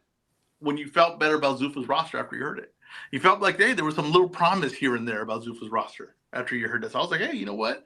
And you know what? I got to be honest with you. Some of the guys that Gray was high on were some of the guys that I liked when I saw the cards. I was like, hey, that guy's not bad. How was that guy a free agent? That does kind of come to your head a lot when you watch some of these cards. You're like, wait, that guy was just available? Like, so sometimes I'm like, what's happening here, right? How was that guy available? But I thought that was really good content. I think you should go back and listen to it. If you're interested on what Zuffa has and what they can actually do with this roster, I think that's a really good in-depth breakdown for a lot of the guys. I thought that was a very fun segment. And then my first part where me and Matt argue over what happened with Conjure Ben, and I said, let's hold up and wait and see. He said, we don't have to hold up and wait and see. It's obvious they're going to get an English deal and all this stuff. And then none of that happened. So, you know, it's funny. They all get this guy's sports deal. Hold on. Has nothing to do with Conor Ben. Conor Ben's fighting on Netflix. You don't know that. He's the lead of a No. So here's the thing, right? If that were me, Matt would be on here like, oh, this guy's dead wrong all the time, right? But that's not the case because I don't advertise it. I don't advertise it. I'm like Zuffa. I don't advertise this guy's wrong. The Conor Ben thing is a one-fight deal. According to Eddie Hearn, he believes that they offered Conor Ben a large one-fight deal because they knew Eddie wouldn't match a one-fight deal, and then they're going to hammer out a long-term contract with Conor Ben after this one fight. We shall see. Just so you know. Okay, we shall see, and that's actually a pretty smart strategy. So that makes a lot of sense. But here's the thing, though. But can I just say this though? As far as right now, where we stand, right? As far as right now, where we stand, you are incorrect. Okay, you were incorrect. Okay. Now, could it turn around and you be correct? Possibly, but right now you're incorrect. So just take it, like when I'm incorrect, right? I have to go there and take it, and then people come in the spaces, they throw their tomatoes and all this stuff, and we put slander on my name, right? But when I'm right, when I tell you, hold on, right? Just like when you're telling me this whole. Wait, hold on. Just like when you're telling me this whole De La Hoya lawsuit, you said they're going to honor the negotiation. That was the deal, and then that wasn't the case, right? That wasn't the case. That's not the argument. That's not even the argument that they want to know. No, Ezra. You are the definition of premature ejaculation. Like this is a family show. This is a family show. Man. That's the part you don't understand. This is a family show, bro. Mike does this show with his kid sitting right next to him. This is a family show. You are Leon Lett celebrating on the way to the end zone. See, Mike's kid's right there. This is what I'm talking about. This is a family show. Hey, family show. Mike's kid looked young. He don't know what premature ejaculation is. Stop saying exactly. It. Stop saying it. Hey, you know what? Ezra, I want to incorporate your new tweet post segment into what you're talking about with the Zuffa boxing roster. What type of roster is this? As for in comparison to the names that they crossed off versus that you're interested in. Now, just so you know, Ezra, Me and Boxer Gray, we went through the entire 93-man roster. Mm-hmm. I know. Okay, we crossed off 55 names. Yeah. We crossed off 55 names. Okay. We ended up putting a green check mark, meaning like, you know what? They got some guys here next to 22 names, and 16 guys are wait and see. Yeah, it's a you know what, that's the word I would use. It's a wait and see roster. But here's the thing. But I will say this though. I've been watching the shows. I've been watching the thing. There's more talent there as far as like the level of some of the talent that they have that I didn't think they would have. I thought it was going to be a very, very club level looking guys, and some of these guys are more getting me more excited and more skill and maybe a higher ceiling than what I originally thought. Now, you know what I would love, Matt, and I think that if you and Gray did this again, can we just do this for like basically every major promotion we have? Can we go and just be like this cross through and do a thing? Because I thought that was extremely interesting. It kind of lets you know where someone's at with the roster. Okay. All right. Anything else on the Zuffa boxing roster before we move on? No, I said what I needed to say. All right, Matt, it's your time to shine. What's the new pound for pound list look like? You know, I gotta say. Don't tell me you don't have it ready. Oh, of course I have it ready. Okay. I'm always ready. That's why they call me Fish and Spaghetti. All right, here's the thing. I'm sick and tired of a lot of people getting passes. We're giving people passes for fighting bullshit fights. We're giving people passes for inactivity. And I am done with that. So I decided to make the real pound for pound list. The only pound for pound that matters. Okay? A guy like Alexander Usyk, who's going to be fighting a kickboxer. Did you load my new sound, Huey? No, I didn't. That would have been perfect for that. That would have been perfect for that. But you know what? Get that son of a bitch off the field. A guy like Dmitry Bivol and Artur Beterbiev, who haven't fought for a year and don't have anything scheduled, get that son of a bitch off the field. A guy like Tank Davis, who by tomorrow will have a year inactivity, doesn't have anything scheduled, get that son of a bitch off the field. All right? This pound for pound is only for real fighters and guys that are actually active. So without further ado, this is the new Bunch Boxing pound for pound list. Coming in at number 10, from the great island of Puerto Rico, the unified junior middleweight champion, Xander Zayas. Coming in at number 9,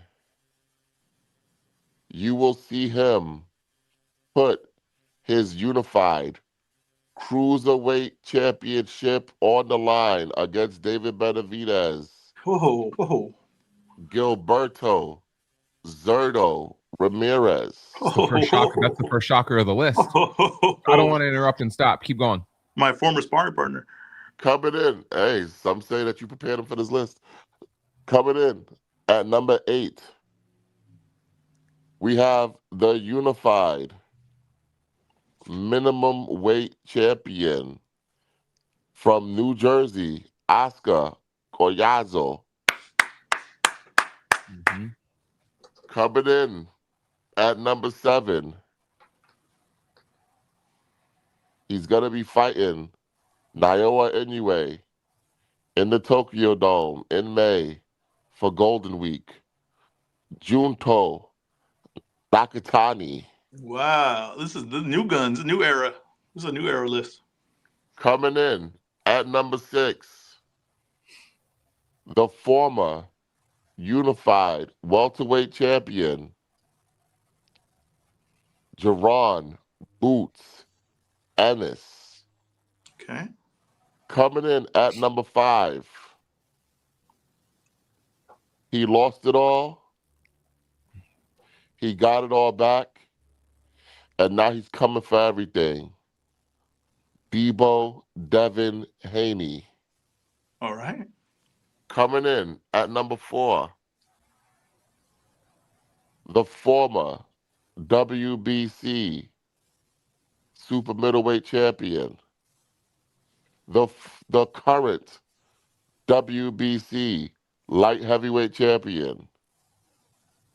He will be back Cinco de Mayo for a third title in a third weight class. El Monstro, El Bandero Rojo, the true Mexican monster, Anthony David Benavidez Sr. Coming in at number 3, he beat Sonny Edwards. He beat Gallo Estrada. He beat Carlos Cuadras. He's looking to become the undisputed super flyweight champion. Jesse Bam Rodriguez Franco. Coming in at number 2, so far, the biggest victory of 2026. Former featherweight champion, former super featherweight champion, former lightweight champion, and current WBO junior welterweight champion. He came into the game known as Sugar, but he is now known as the Outlaw, Shakur Stevenson. And coming in at number 1 with a bullet, top of the pyramid, the former undisputed bantamweight champion, the current undisputed super bantamweight champion, the only fighter that David Benavidez says can have the monster nickname, Naoya Inoue. And that is the new Brunch Boxing Pound for Pound Yeah, Top 10. It's I a got much a. better list than the old list, I have It to say. was. It was. It was. Now I got a question. Zerto over Opetaye for that spot, right? Zerto being on the list kind of surprising, but Zerto Mhm. over Opetaye. What's their stance on there?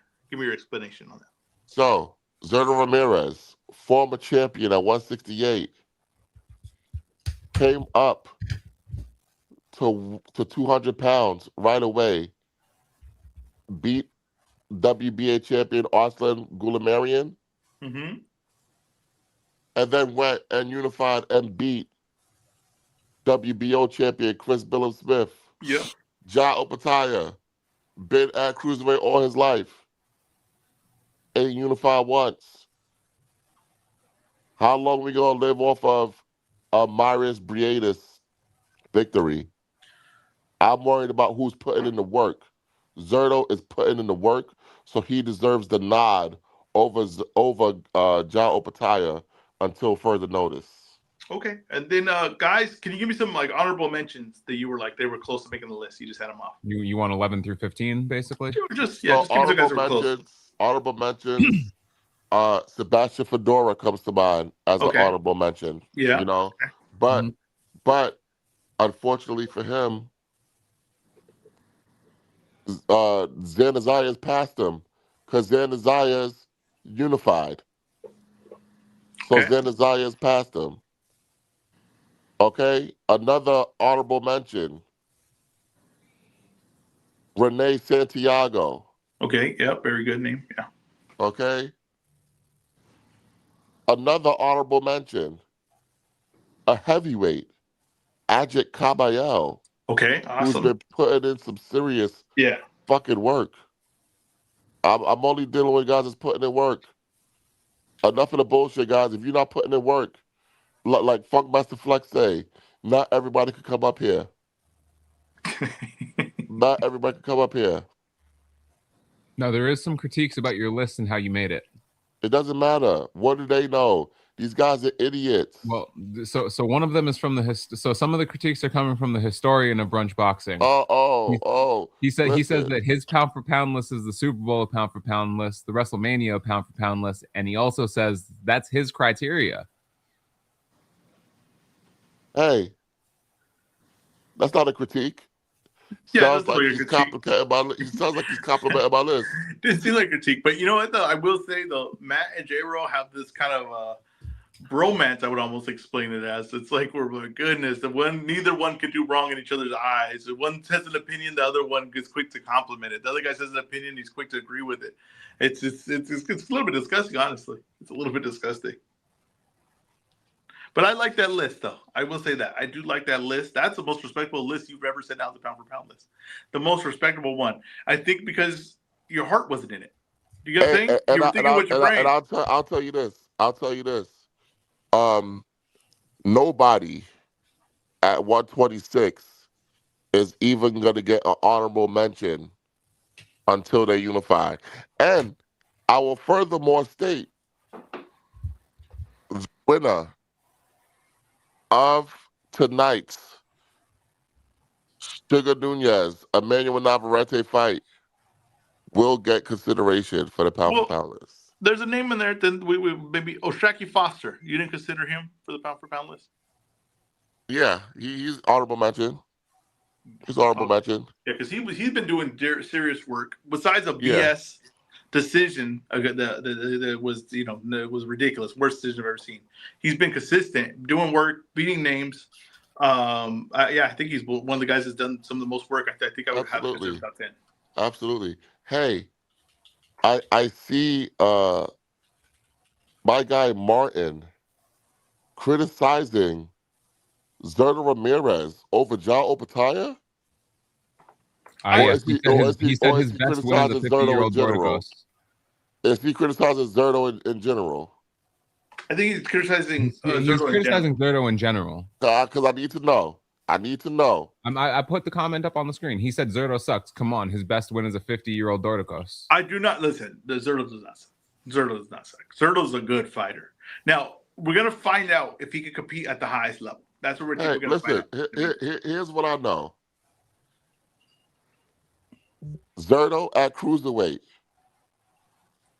Joe Smith, Austin Gulamarian, Chris Billum Smith, Uniel Dorticos. And now he's fighting David Benavidez. He wants all the fucking smoke. He's putting in work. Like, why can't we respect work? Do we like the Glanton fight for Obadiah? It's not better than anything Zerdo's done. Okay, that's fair. All right. I don't hate the list. I do not hate the list at all. I think it's a very good list. Putting in work. Bro, the dude came to 200 and immediately unified. You guys see a guy that's on the list that can easily be there by the end of the year? That you're like, this is the guy he's gonna pop out on this list. Yes. Who? Sebastian Fedora. Okay. Another guy you could probably think too is Virgil Ortiz. No. Another guy that Ortiz, we might not see him this year. Well, we'll see. But if he gets fights, you could see him being on this list. No. Who is he going to fight? I don't think he's fighting Boost this year, so no. If he could get Zayas, who's on the list. I don't think he's getting Zayas this year. The answer is no. I think Zayas is probably going to fight the winner of Fedora versus Thurman.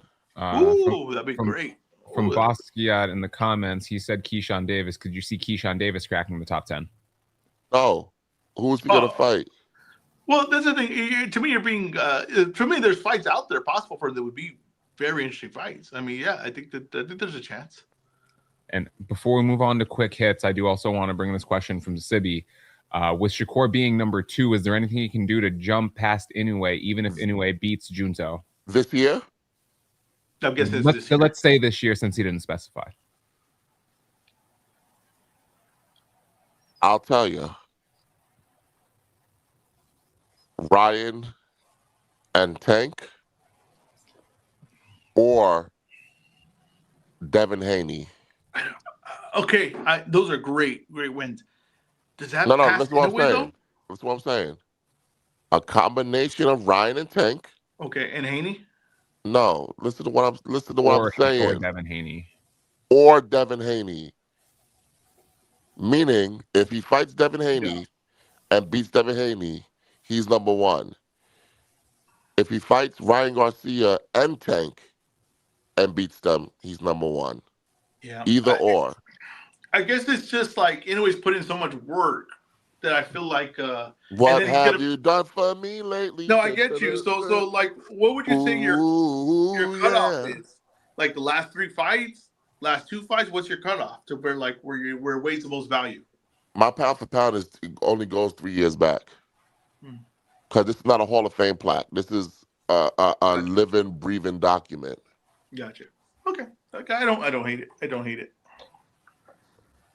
All right, moving on to quick hits here. Very short today. Former WBO featherweight champion Robisi Ramirez has announced that he's a free agent after his contract with Top Rank has expired. Matt, what do you want to? Where do you want to see him go, or do you care? Zuffa. Go to Zuffa. He's like Zorro. Go to the Z. All right. Gracia Novas Mateo has defeated Brooklyn Barwick via unanimous decision. Did the judges get it right? Ezra, You gonna answer scored the that, Matt? fight. Because I'll tell you. Ezra, what did you score the fight? You were scoring it for the website. What was the lady's name again? I want to make sure I pronounce it right. Gracia Novas Mateo. Yep, that she won 5-1. She won 5-1, 5 rounds to 1. It was clear as day. She won. The judges got it right. Wasn't any funny business. Well, maybe some judges had it kind of close. Maybe there was a little bit of funny business, but they got it right. What do you think, Matt? Matt, did you score the fight? I did not. What did your heart tell you? Let's say you didn't score a fight. What was the vibes? I don't go based upon vibes. As Max Kellerman would say, who won the story of the fight? Well, Who would you rather have been in the fight? Well, here's what I'll say. Only one person was dancing bachata at the end of the fight. That's true. That is true.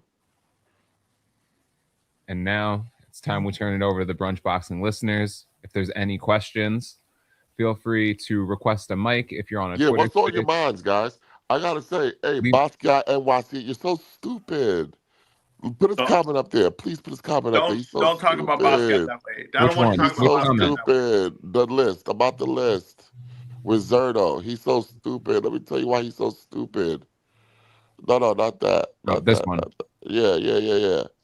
Bro, all I did was read who the person is.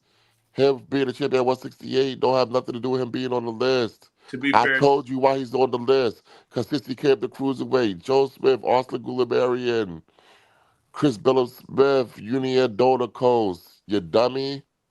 don't talk about Basquiat that way. No, Basquiat's because a loyal he's an listener. idiot, bro. He's a loyal listener, and I have to deal with the dumb people that agree with you all the damn time. Like, he's so simple-minded, bro. All right. I don't know if you guys saw, but we did have someone join the chat, host of the Sunday Morning Sermon, host of the RNS podcast, TY. Welcome to the show. Fellas? What's up, fellas? How y'all doing? What up, Ty? Now listen, and these RNS jokes, we have an episode tomorrow night on Sunday, and we have an episode next Sunday. So we're about to be consistent. You're going to see. I hope so, Ty. I will join. What's up with the hat? Ezra? The SpongeBob hat? What you, Mr. Krabs? It's pretty fresh, right?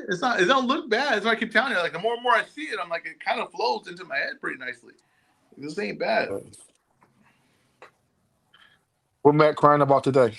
Everything. I'm not crying about anything. Whining all day. You've been whining all week, man. I'm getting sick and tired of it. Listen, I just dropped my new pound for pound list, and I think it's the best pound for pound list in boxing. Matt, so here go, Matt. Listen, I just got it 2 minutes ago. I didn't hear none of the show. So let me hear your list real quick, if I can. Let me hear your list. All right. Here's my pound for pound list. Number 10, Xander Zayas.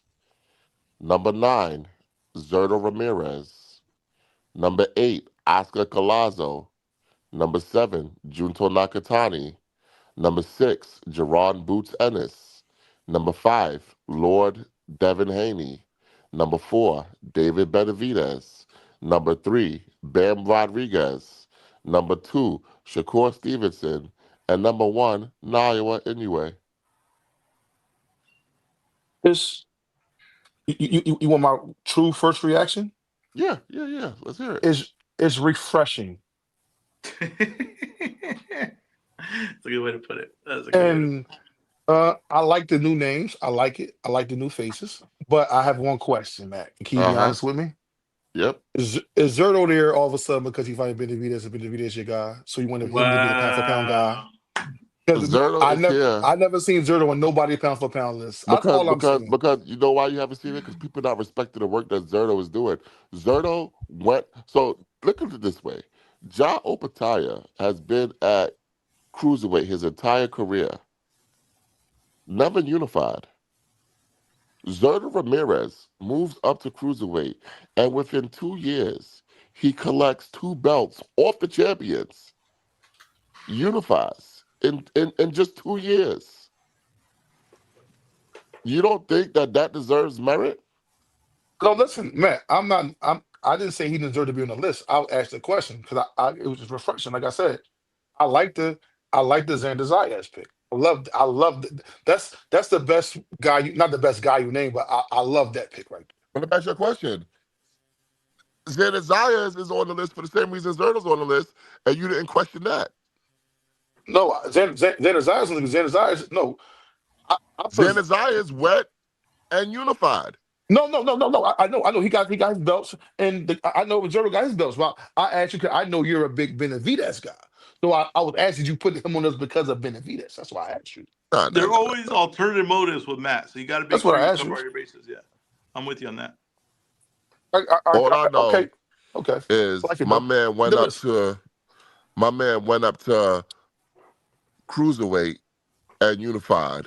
And the thing is too is that what I love about it is that when people say like, "Well, what does Ezra know about boxing?" Well, give me another guy hosting these shows, right? That just sparred a pound for pound number 9 guy. Just tell you tell me, you tell me, who give me another guy who sparred pound for pound number 9. I don't see anyone else doing it. I don't see Hey, Frank Kim doing it. I don't see Coppinger doing it. I don't see any of man, these guys doing it. I got a question, Matt. I see you ain't got my man Viterbi on the list, and I see you don't have Bivol. Now I know Inactive. why Bivol. No, listen. I know why Bivol on the list. Why does Viterbi get the little? Why is he's off the list? Because the guy stiffed him on the fight. Hey, and you know what? That's unfortunate. You understand what I'm saying, That's Get man? He unfortunate. stiffed him, so he off the list. But he didn't do nothing Unfortunate wrong. situation, Ty. get That's Unfortunate your hey unfortunate. situation. Ty. You got to get your business straight. You got to That's make sure you how got it your is. business straight. No. I get it, fellas. I get it, fellas. I'm just saying. He listen. He gave him a rematch within a year. He was a noble guy. You gotta Eh? get your business. You gotta get your business right. I also want to introduce host of the Boxing Source, J.R. Bell, to the show. Welcome. What do you got to say, JBZ? First off, I'm offended by Mr. Matt calling people that are listening idiots I for agree. not agreeing with his Yeah. I pound for listen. pound list. I listen. I told you Listen, guys last week. I don't want any more idiots listening to the show. I would rather not have one viewer than to have 50 idiots. I oh don't want no Well, more man, idiots. but No more but Matt, idiots. you don't want to teach the people, Matt. You don't get people get no, knowledge. You don't want to teach the people. They don't deserve it, bro. oh my god, oh my god. Well, that's number one. Second, as it was mentioned in the chat, Ezra having that hat on is almost as ridiculous as a certain person that has a piece of food that I will not mention on the top of his head. Okay, that's absolutely ridiculous. All right, I don't understand it. He looks like the guy that was on the introduction to SpongeBob SquarePants or something like that. Man, you got Exactly. like, come on, man. We Oh, we got to do something about that. No, hey what he You know Matt, what I'm looks like is saying? a jackass. hey Matt, what's the name on your list, Matt? Did he make the Hello. cutoff list? Who? My guy, 126, 110. the tall guy, 126. No, no Oh no, he 126. ain't put no, So he ain't No. put so no, let no me let me tell you 126. let me tell He you. has. I said not one fighter from 126 will make my pound for pound list until they decide to unify in that division. I'm Hmm. sick of it. Okay. This is my Yeah. enough of this shit pound for pound. I Oh, think the okay. Hey, guy. That's so a so nobody at 126, nobody at 130, definitely nobody at Whoa, 160 whoa, because whoa, none of whoa. them were. 130. Wait. Hold on. Well, Sugar Nunez and Navarrete fighting today, buddy. Yeah, so that's a possibility. Finally, but someone I think unifies. I think Oshaki should be over Zerto. My personal opinion. Matt, I like Shock. say I Shushu like be anyway, Matt. I love Shock, right? You hear me, Matt? But Say Shock anyway, move took up a and fight L. Shushu and he won. Huh? I said, say anyway, move up and fight Shushu, and Shushu be anyway, but he don't unify the I mean, you titles. listen. If you be anyway, you shooting up the list. Oh Got man, you. you should be running the top. You could Wait, be what were you, like top 5, what something. were you Like, come saying? on, man. What were you saying about Oshaki? He took an L. What do you don't no? Don't give me that crap. Don't give me that. Don't give me that. He No, didn't lose no. that fight, Controversial. He Matt. should have. He You didn't was even Hey, lose you it. was listen, there, Matt. listen, You listen. was there, Matt. You were I you no were no no. awake. Here's the thing. Don't give me that. I don't think he lost the fight, but I will say I didn't get to score it because I fell asleep. No, man. Don't give me that. That's like saying Pernell lost to Chavez, man. Like, come on, when are you doing that? No, it's not that uh, egregious. It's not that egregious. You went It too a was little bit that too far. egregious. It was It that wasn't that egregious. egregious. It wasn't that It was egregious. that yeah, Stop. Come on. egregious. yeah, it And was. here's the thing. Here's the thing, Ezra. If I'm and correct me if I'm wrong. I kind of feel like you said that you scored the rematch for Conceição, if I'm not mistaken. No. I just said it was maybe a closer fight this time around, but no, hell no. Okay, just checking. Mm. And Matt, I'm not going to lie, Matt. Now, I get real quick, busy. You can go. I want to tell you what, Matt. I give you shit. I said you was biased with the list, but Matt, I like your list, man. It's refreshing. I like the I list, man. appreciate it. I really like the list. I appreciate it. And you know what? I love the Zerto slander too. Because when people start looking at the work Zerto doing, they're gonna No, feel Matt. real It stupid. wasn't slander. I'll ask you a well, question. It wasn't slander. I yeah. wasn't slander the nine. I was asking because here we go, Matt. I know for a fact he wasn't on your pound list like a couple months ago because I remember your pound list. So that's what I'm saying. It's like he Yeah, came out of but nowhere, Matt. I It's had like to he kick came a out of lot of nowhere. guys off. I had to Now, kick a lot of yeah. guys off. Okay, that's fair. My bad, BZ. And you know what? Listen, but Turbiev, you should be on my pound for pound list. But that son of a bitch beat both screwed you over. I mean, I'm sorry, bro. Listen, yeah, hey, listen, that's understandable. That's completely understandable because like the criteria of like any pound for pound list is like if you haven't been able to fight for a year and you don't really have any fight scheduled, you should be off the list. That's why like even with what I had for my last pound for pound, one, I had to remove Tank Davis off the list, and then two, going for the next pound for pound, I may He have was to still end on up he was still on removing. your list. He was still on your list. It was like a while ago though. This was Oh, I'm like about to say, BZ. probably I do it about like like last month or something. no, not last month. No, I've been an but asshole, my God.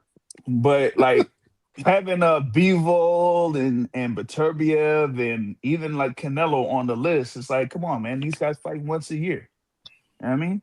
So you got to like have them off the list. So with that being said, that's why you can have someone like a Zerto on the list. Now, the Zayas pick, I'm shocked about that one. I am Why? shocked about that Why? because of the level of competition that he's faced. Okay, one, he won his first title that was a vacant title.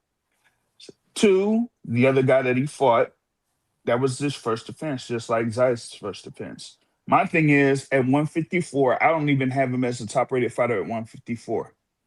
Oh wow. I mean, you don't have them in what, like your top What, three? who do Who you? is? Who No, is? Who is? JBZ. Let me ask a question. Who do you have above him at 154? Fandor. That's it. Okay, that's it. Mm-hmm. Okay, Okay, that's fine. that's a fair list. Yeah, that's a fair list. Hey, He's done more work at 154. Yeah, I, exactly. I personally think Fedora is better than Zayas, but You got put down. You got put out. one of those guys unified, right? Fedora decided to drop his other belt instead of fighting Zayas. Yeah. We Hey, could have found out the answer right away, but one guy didn't want to make the fight. Now you say it's the level one of guy. opposition. You say it's the level of opposition. Would you feel differently about Zen Zayas if he beat Charles Conwell? mm. Oh, good question. What Because when? Because last year, okay, so are you going off of with Zayas beating Jorge Correct. Garcia? no, Okay. I'm Hmm. going off of Zayas beating Charles Conwell for the vacant instead of Jorge Garcia. Man, I Jorge don't Garcia know. Perez. Because here's the thing, right? A lot of people are upset that he fought Jorge Garcia. It's not No, Zanazari's that's not. fault Yeah, that it's not Charles his Conwell fault. lost to him. That's not. Yeah, that's not his fault, and it's not Fendora's fault, but because he's the one that chose for the Tim Tszyu rematch. I mean, that's just he just felt like that was more money for him, so he could have had Yeah. Fendora versus Diaz, but hey, All right. money Then you know talks. what? I gotta dock him on it. I Okay, have to. so I'm sorry. It's the way it but goes. BZ, Mhm. you said something too, BZ. I don't think that's like a all vacant belts ain't built the same. That wasn't a vacant because of a you know what I mean? Because a guy moved up in 4 vacants. Pandora ain't went to fight. That's why it was vacant. Then the guy we like in Charles Conwell lost to a guy that some people don't know about. So then he got the fight. So you can't downplay my man because them dudes can take care of their business. Exactly. It was a I, vacant I'm. belt Listen, because the I'm just champion didn't want saying. to fight him. The Yeah, champion but said I'm just no. saying. All I'm saying is, I just feel like Fedora is the higher rated fighter than Xander Zayas is, and that's why I Nah, put him Fedora ahead. gave that up. I'm sorry. He gave that up. Oh, come Hey, on. Beasley, Hey, say wait, we wait, beat wait, Josh. wait. Hey, Say hey, we beat Matt, Josh Matt. Kelly, Beasley. Say we beat Josh Kelly. Wait, Didn't no, he no, no, over no, no, Fedora? no. I was gonna say, to Matt, what if Fedora beats Keith Thurman? Then what? Then what? Then we could Uh, talk. I don't know if Well, he that's be the Now, gonna old welter. happen. He be the I old don't know if that's welterweight. gonna happen. Wow, I see he's both of supposed to do I that. can see Ooh, I both. don't even know if that's gonna happen, Ty. hold on. BZ, ooh, We got he talking a credit for ooh. me. My bad, man. Go ahead. question from Coda Kid. He want to know will we get an updated pound for pound list for each quarter.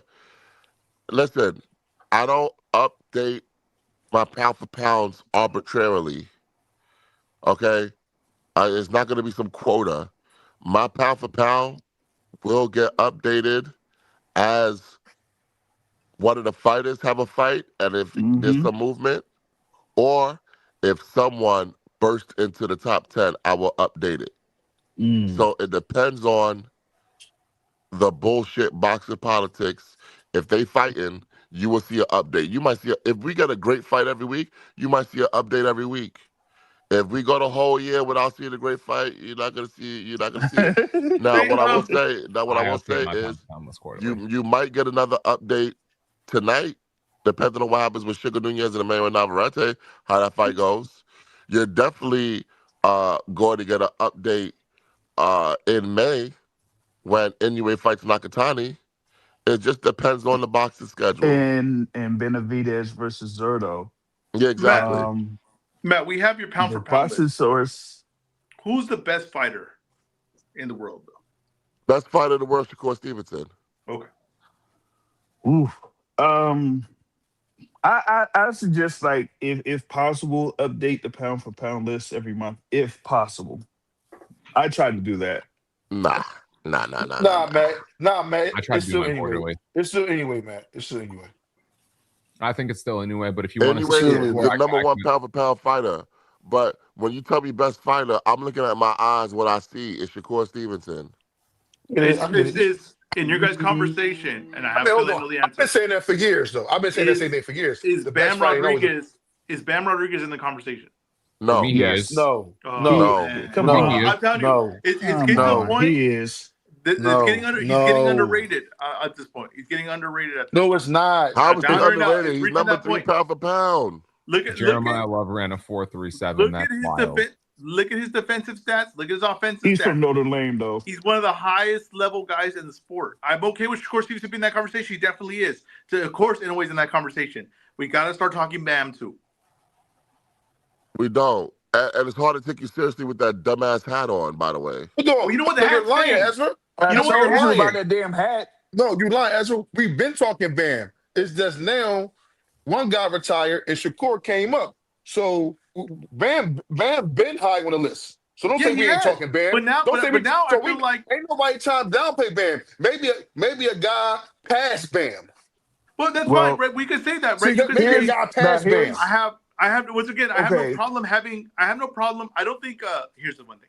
I don't think the Shakur Teofimo fight proved that Shakur is the best fight in the world. I think that the Cepeda fight will prove a lot more for Shakur than the Teo fight did. But I'm just saying that Bam It to me did. to Bam, to me at this point, is in the conversation with those guys. He's doing everything that those guys are doing too. Same thing. He's just as dominant. All He's right, getting touched just as. here we go, It's Ezra. Ezra, this is what I'm explaining it's to you, Ezra. Remember back in the day in baseball, you had remember the home run race, and you had like Yes. Mark McGuire, and you had Sammy Sammy Sosa. Sosa's. Yes. Bam is like Ken Griffey Jr. He like at the distant third in the spring. He'd be like all the way in the bottom on Was he? ESPN. Are you He got telling right. like me? He, 7% All of the right, No, vote. I think. let me tell you the guys Hold who I on. think have an argument for best fighter in the world. Okay, just by my eye test. Naira Inoue, Agree. Shakur Stevenson, Okay. Jaron Ennis, and David Benavidez. you don't even have Bam on the list. Mm.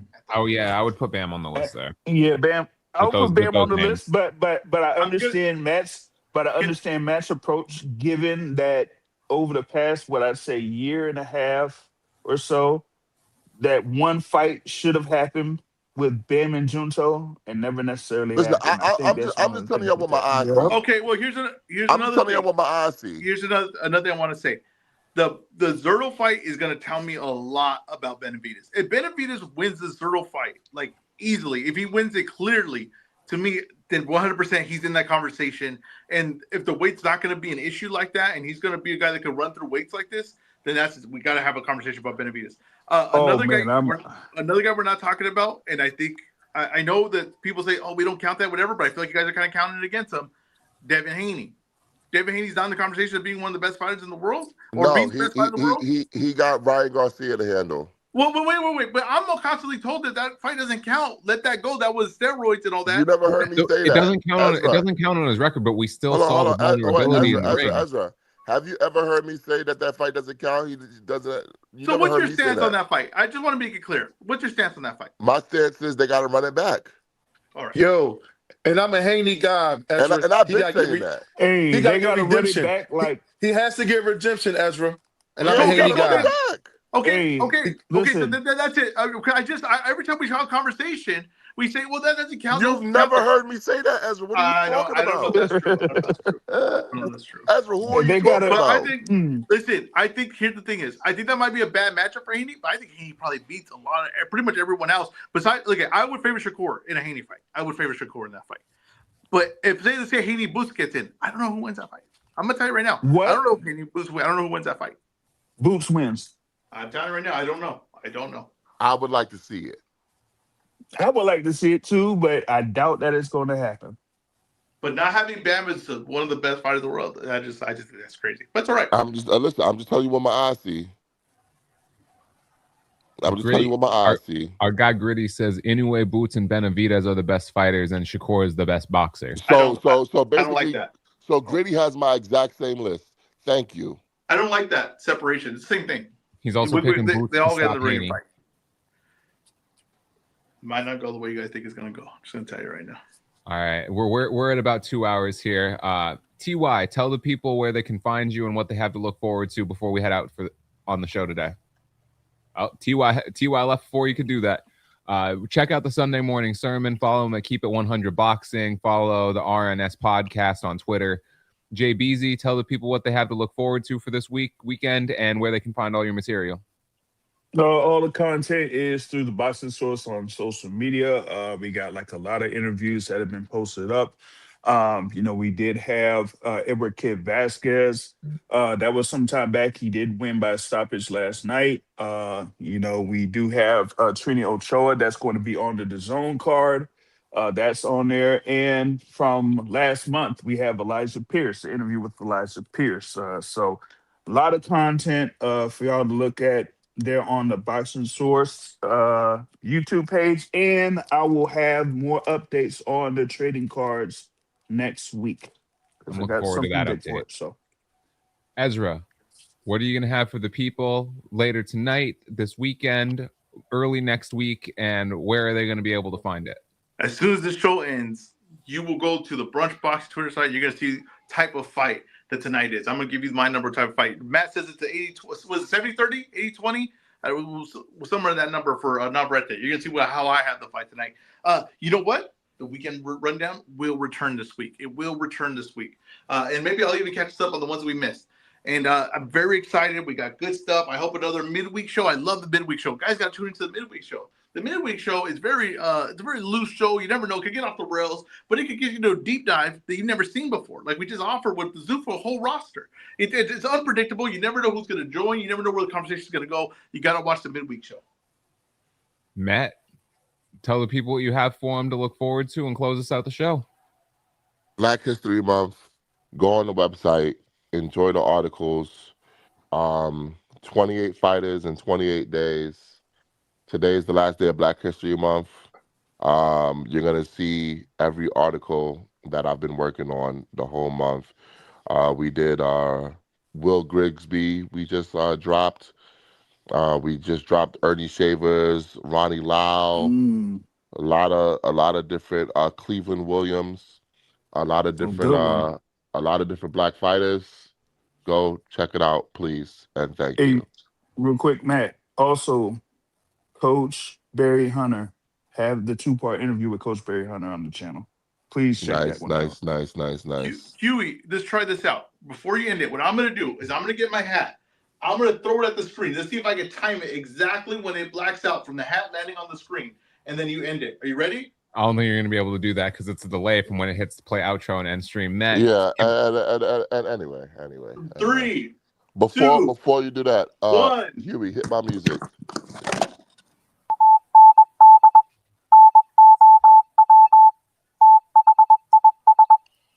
Word on the street is that Zuffa Boxing is very interested in setting up